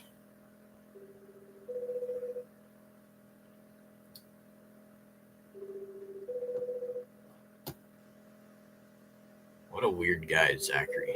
Zach. Weirdest actor in the weirdest things. Making your sandwich. I actually haven't had lunch, to be honest. I need to make myself lunch. Not gonna lie. I am hungry. I'm kind of tired. It's like 3:30 for me right now. Martin Scorsese should make a solo movie for good old Zach. That wouldn't be a terrible idea, Get Martin in there, get Marty in there. Because he loves his Marvel movies. I'm sure he'd be down to make one with a guy who's in a DC movie. What's Martin Scorsese's opinion of DC movies? That's the real question. That's the real question that we need to ask.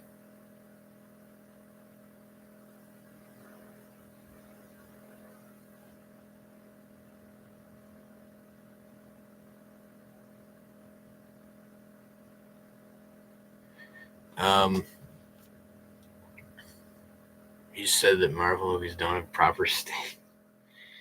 I mean, he's not wrong on that front. They don't. Marvel movies are stupid. Before I thought he was stupid until I got more into film and less Hollywood slot. Yeah, good for you, Lucas. You got out of it. You've seen through the illusion.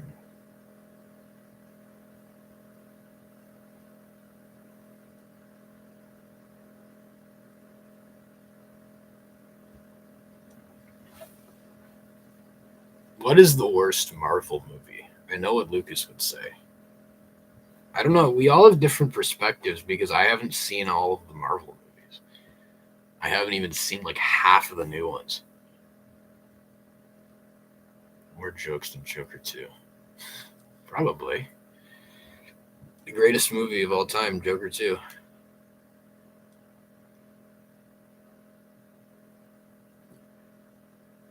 What a weird freaking franchise. What a weird path they've gone down. So confusing.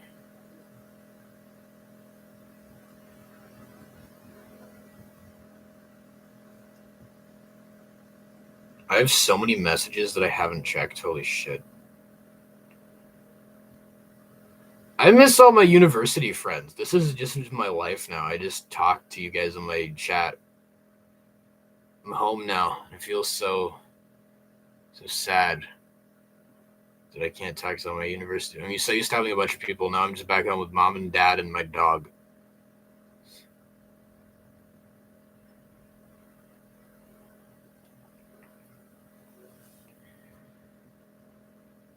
Morbius is your least favorite, and Eternals is your least favorite MCU. Don't they count as the same, though? Because they're kind of connected to the MCU franchise. Kind of the same thing, aren't they?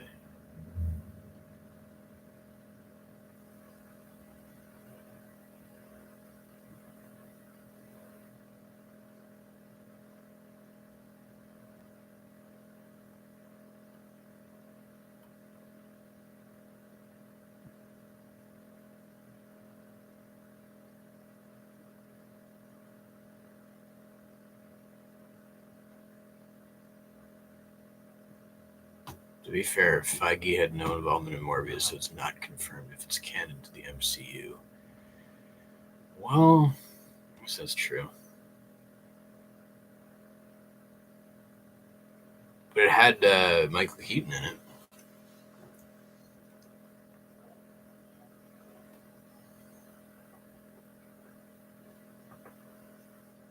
And he was like, I don't know why I'm here. Something to do with Spider-Man, I think. And then he friggin' disappeared or whatever.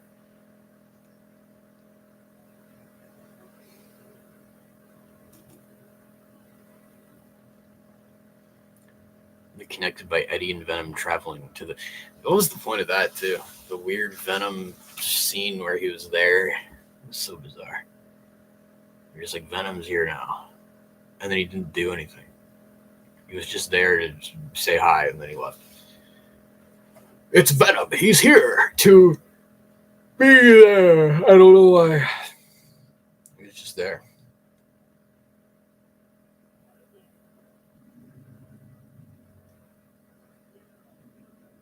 What makes no sense is if the spell took Spider-Man villains into the MCU, why would Vulture be taken into the Spider-Man universe? I don't know. Ask Jared Leto or whatever, or whoever directed Morbius. Who directed Morbius? I don't even think I know who that was. Some random guy who I've never heard of before or since. Don't you love how they get like the most random directors who like nobody cares about to do these movies? Daniel Espinosa. I've never seen this guy ever.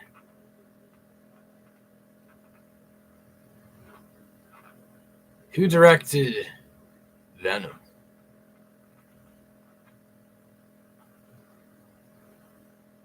I know that Andy Serkis directed Venom 2. Hasn't done anything memorable. Ruben Fleischer. Okay, also never really heard of this guy either. What about Venom 3? Kelly Marcel. Oh, it's the lady. Wow, that's actually very surprising to me. It's like no women directors in these franchises at all. That's kind of surprising to me. Uncharted and Zombieland. I can't say that I've ever seen those, but they probably aren't great. Andy Serkis. See the new Dragons Rising? Oh my god, Dragons Rising. I listened to this like 3-hour video recently with this guy. Oh my god, I'm so tired. This guy like does like a 3-hour breakdown of all the Ninjago seasons. It was kind of interesting.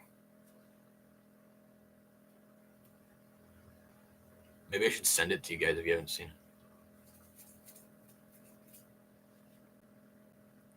it. Ninjago season 87.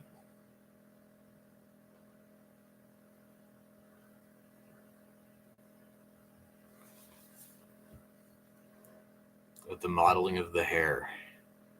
Oh yeah, wasn't that Krusty 783? That guy. That guy is like such a great video production guy. Brad Pitt. Talk like a Brad Pitt. I like Krusty 783 annoys me because I actually used to like his videos and I thought he had like good points, and I just wish that he would make videos on other things that aren't Ninjago. But now like all he does is make really pointless videos like Ninjago hair or whatever. Like I feel like he's going down the road of the tenor fishies where I just don't give a shit. Like he was kind of interesting and now I'm like I don't care. Like his videos on Crystallized were actually pretty good and he had a lot of good points about the terrible quality of the writing. And then now we've got Krusty. Krusty's content is getting crusty, for lack of a better word. I don't care about the Ninjago fandom. I never thought you'd say that, Lucas, but here we are. Centerfishies is a lolicon? What the hell? I haven't cared about Ninjago since 2019, so yeah. For me, Ninjago ended with March of the Oni. That was it. That was the end. They never made anything else after that. I went to a thrift store recently. Look what I found. Seasons 1, 2, and 3. DVDs. They're all here. Actually, season 3 is only the last 4 episodes. I don't know why they did that. I thought it was the full, like seasons 1 and 2 have all the episodes, and then season 3 is just a DVD of episodes. Or no, it's actually not. It's episodes 4 through 8, I guess. So I don't know why we don't have episodes 1 through or 5 through 8. So this is 1 through 4. I don't know why we don't have 1 through 4, but sure. And then we got the original too. Time to watch the documentary on Peak Fiction Ninjago, Season 1, Season 2. Truly iconic pieces of entertainment. I don't know. They were like $1. If they were like more expensive, I wouldn't. But I was like $1. Let's do it. Let's do it. You know, there'll come a day where Ninjago disappears from streaming, and all I can rely on is the good old DVDs.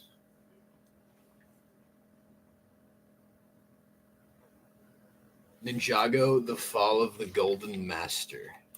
It's like the stupidest name ever.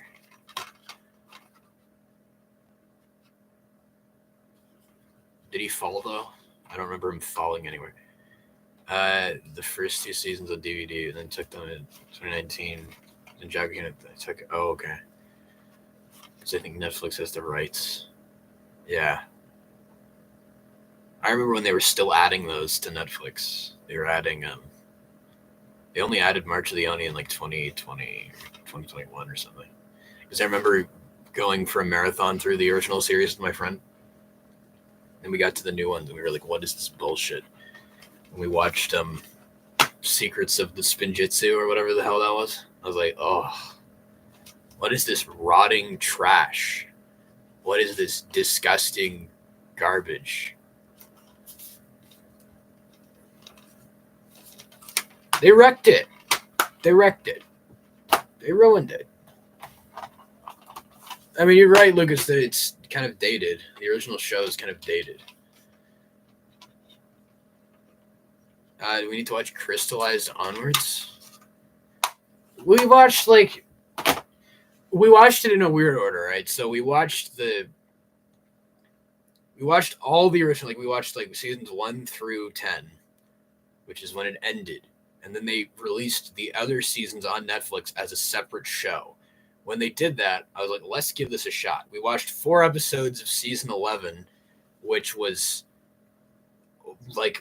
really stupid because we were waiting for the plot to start. And then episodes 3 and 4 were just the ninja fucking around in the desert with a scorpion or something. So we were just like, all right, screw this. And then we were like, okay, someone had told me that season 13 was really good, the Cole one. I was like, okay, let's watch this. And then it was shit. We watched the whole thing. It was season 13, whatever it was. Cole was barely the focus. Stupid plot. Dumb shit. Anime for some reason. Episodes. I don't know why that happened.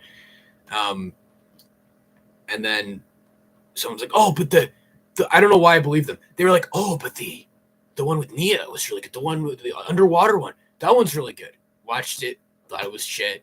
That was stupid. I was like, okay, so it's dead. And then when I just was done. By the time they released Crystallized, I was like, I don't even care. And then when I saw that Harumi came back, I was like, fuck this show, man. Fuck this. Harumi's back from the dead. Pythor is evil again, even though he had a redemption arc. Let's ruin everything. Why don't we? Let's bring back everything and let's just mash it in the mud and destroy it. Endgame music plays.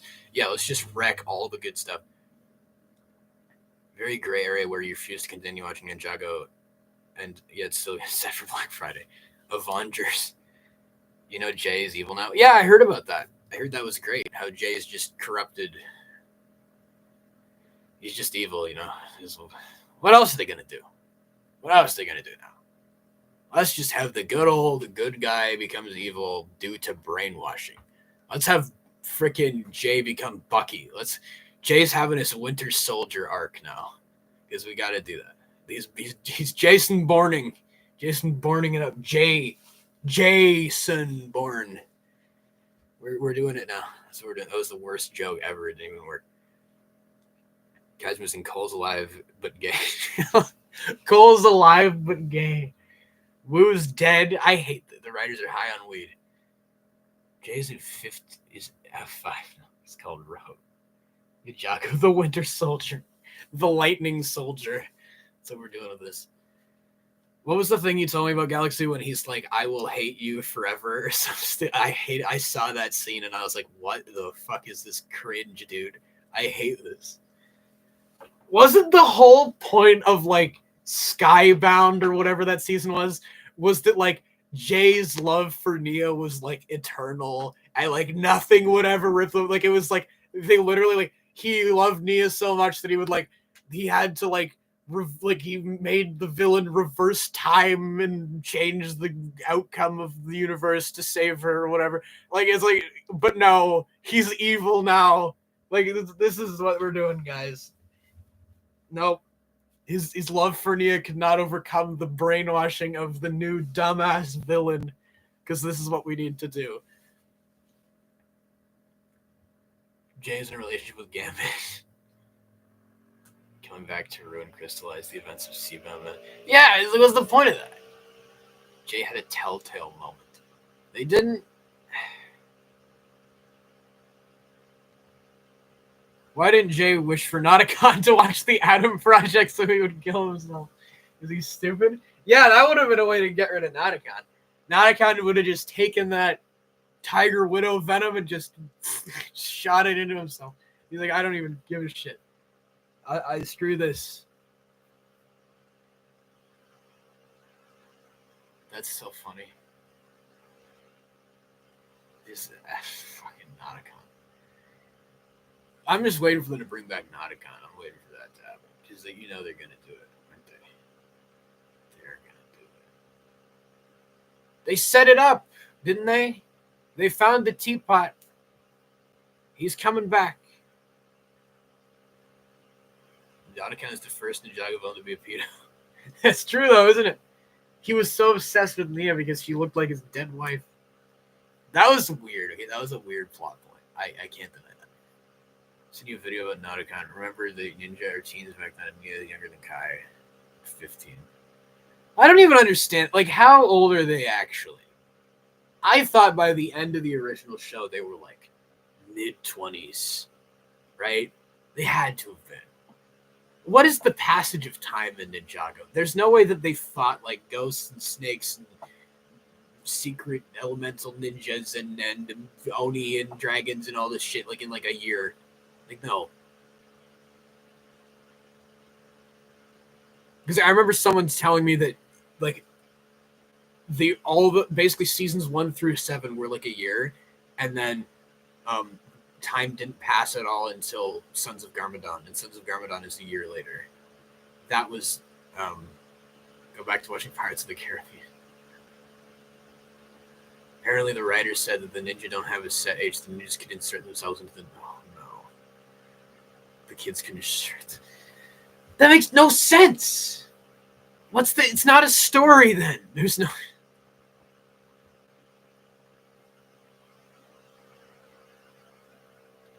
As an 18-year-old, I identify as Pythor. Pythor, Wu was only 80 or something. How old was Wu supposed to be? No.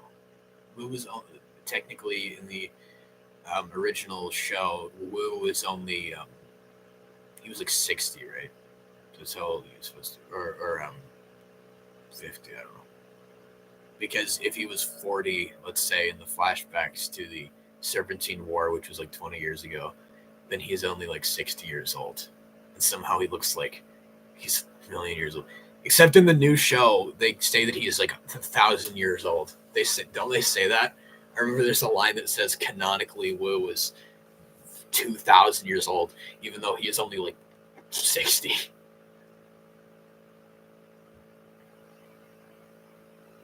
Galaxy who hasn't seen Pirates of the Caribbean. That's surprising. Child Lloyd. That was the time twisting Lloyd being older thing was so bizarre. I'll never forget that.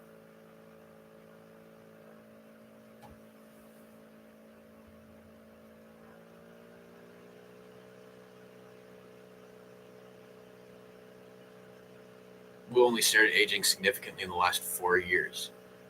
That has to have been it. 40.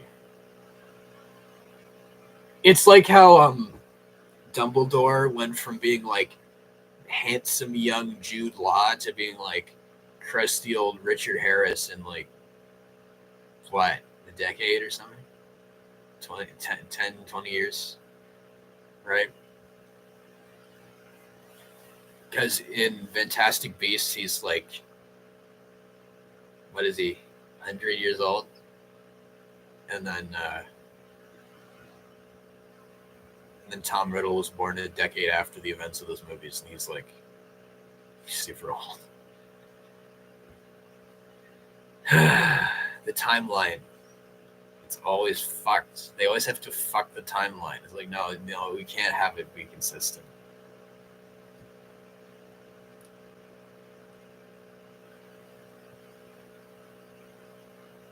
Okay, so Crimes of Grindelwald was good. I will die on that hill. Anyone can fight. I will die on the hill. The Crimes of Grindelwald was not a bad movie. I do not care what anyone says. I will defend that movie to my last breath. Crimes of Grindelwald is not that bad. The internet tricked people into believing it was bad because they lied about it. People lied about that movie. They made up plot holes that didn't exist. Secrets of Dumbledore was. I like Secrets of Dumbledore too. I will also defend Secrets of Dumbledore. I think it's the weakest one probably, but I also still like it. In the X-Men universe, James McAvoy was supposed to turn into Patrick Stewart in 8 years. Oh, that's another one. That's another one. A movie. The movie was literally erased from your memory after you watched it. It was obliviated from your memory. Just watch it. Just watch it again. Watch all three. Watch the trilogy. See what I mean? Oh, it's better. Like, I would rather they finish that than make a stupid Harry Potter show that we were talking about. Why do we need that? Can we just finish the Fantastic Beasts story? I think they did the best they could with that series with the amount of issues they had in production. The amount of issues with Johnny Depp and what's his name? Fucking... what's his name? Ezra Bridger. No, that's a Star Wars character. Ezra Miller. Whatever. Yeah, Ezra Miller. They had him being a friggin' psychopath. Ezra Bridger. I can't believe I said Ezra Bridger. The Flush, yes. They had him being a psychopath, so they had to write him out. I think they did the very best they could with Ezra and Johnny and all that other bullshit they had going on. I'd say it's surprising how coherent it is as a trilogy when you look at it. CJ Baby in a microwave. They're flawed movies. I will not deny that, but they also have a lot of good stuff in them that I think is valuable. There's a lot of substance in those. I think it's too bad that they just didn't get to be finished.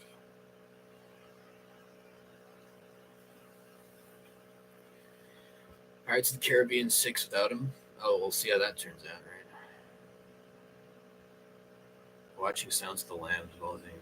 Halfway through, you overheard stepsister on the phone talking about how good The Flash was. Oh, God. The Flash.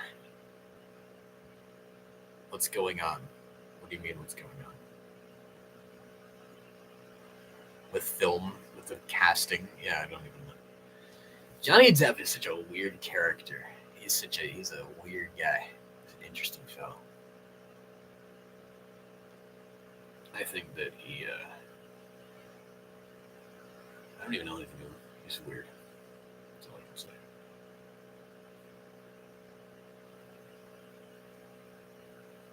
They need to go back to Fantastic Beasts. Go for YouTube videos saying the tides are awoken now.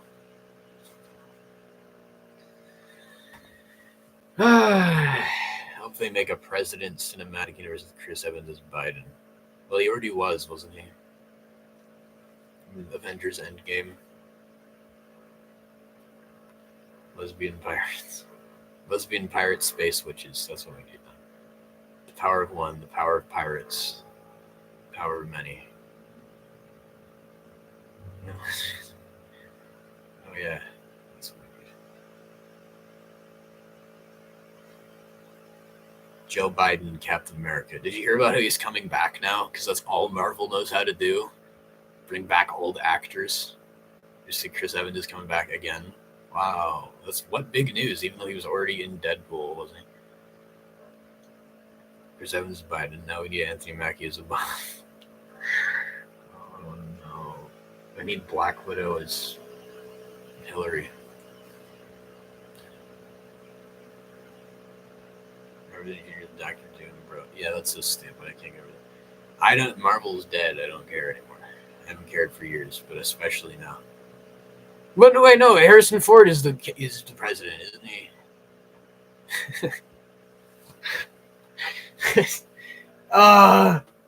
He was a military general, and now he's the president of the United States. I don't know how. Haley Atwell is Kamal. Doesn't make any sense anymore. Hashtag Ross 2024. You know, I would take the Red Hulk over Trump any day. I would. Make Marvel great again. No. I forgot Venom's symbiote is in the MCU now. Part of Venom slipped away. Oh yeah, they forgot about that too, I think. I think that they actually forgot as well. They set that up. Just like they forgot about the Vulture and Mysterio and all these things they set up in the Spider-Man Marvel series. Threw it out the window. Threw it in the trash. Crumpled it up. Said bye to that script. MCU symbiote Spider-Man. They gotta have Tom Holland going like dancing down the street with his fingers or his finger guns or whatever the hell. Stupid bullshit pointing meme. Trump and Ross are two giant, grumpy men. They're associated with rats. Oh, no, it's true, though. Madam Web isn't part of the Venom universe. It's its own universe. Yeah, it's the Madam Web verse. For some reason.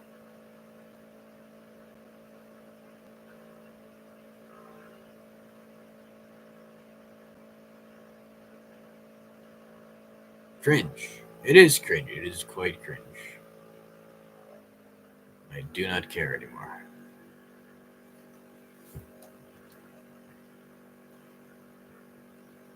You know what I do care about, though? Is being alive. So I'm going to go eat something because I am extremely hungry and I haven't eaten anything since this morning. So I'm going to leave you both for now. I will come back, though. I will stream later this week, probably Jedi Survivor again, if I were to guess. But I'm going to leave you both to your own devices for now. So, hope you both have a wonderful rest of your day or night or whatever the hell it is for you. Lucas, I don't even, what is it in New Zealand right now? What time is it? Do more Film Talk live streams? I do them once in a while. They're fun. I do them with my friend Brayden whenever he can. Morning. It's morning for you. Okay. And then, Galaxy, you and I more or less have the same time zone. Am I right? It's 3:30 for me right now, so you would be, what are you? 1:30? Are you ahead of me or behind? Oh, okay, so you're behind. 1 p.m. 1 p.m. For me, it's 4 p.m. So you're like 3 hours behind. That's interesting because my friend Brayden, who I was talking to earlier, also lives in the U.S. and we're in the same time zone. So I don't know how that happens. He's in like the New York area, right? I don't know.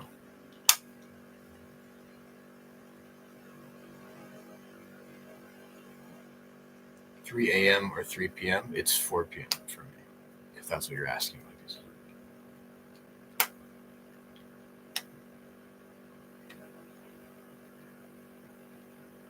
I don't know who's asking what or who's asking who the questions. I'm a passive observer of the truth. Start with Jedi Survivor. Funny, your room looks kind of dark. Mine does? Well, it's getting dark outside. That's why. Cops called. Oh, yeah, they're coming. gone wrong. FBI, open up. They're coming for me. Coming for me, guys. They're coming. I need to go eat, though. I'm going to actually pass out if I don't eat something. So I will catch you all later. Take care, my friends. May the force be with you. Ninja never quit.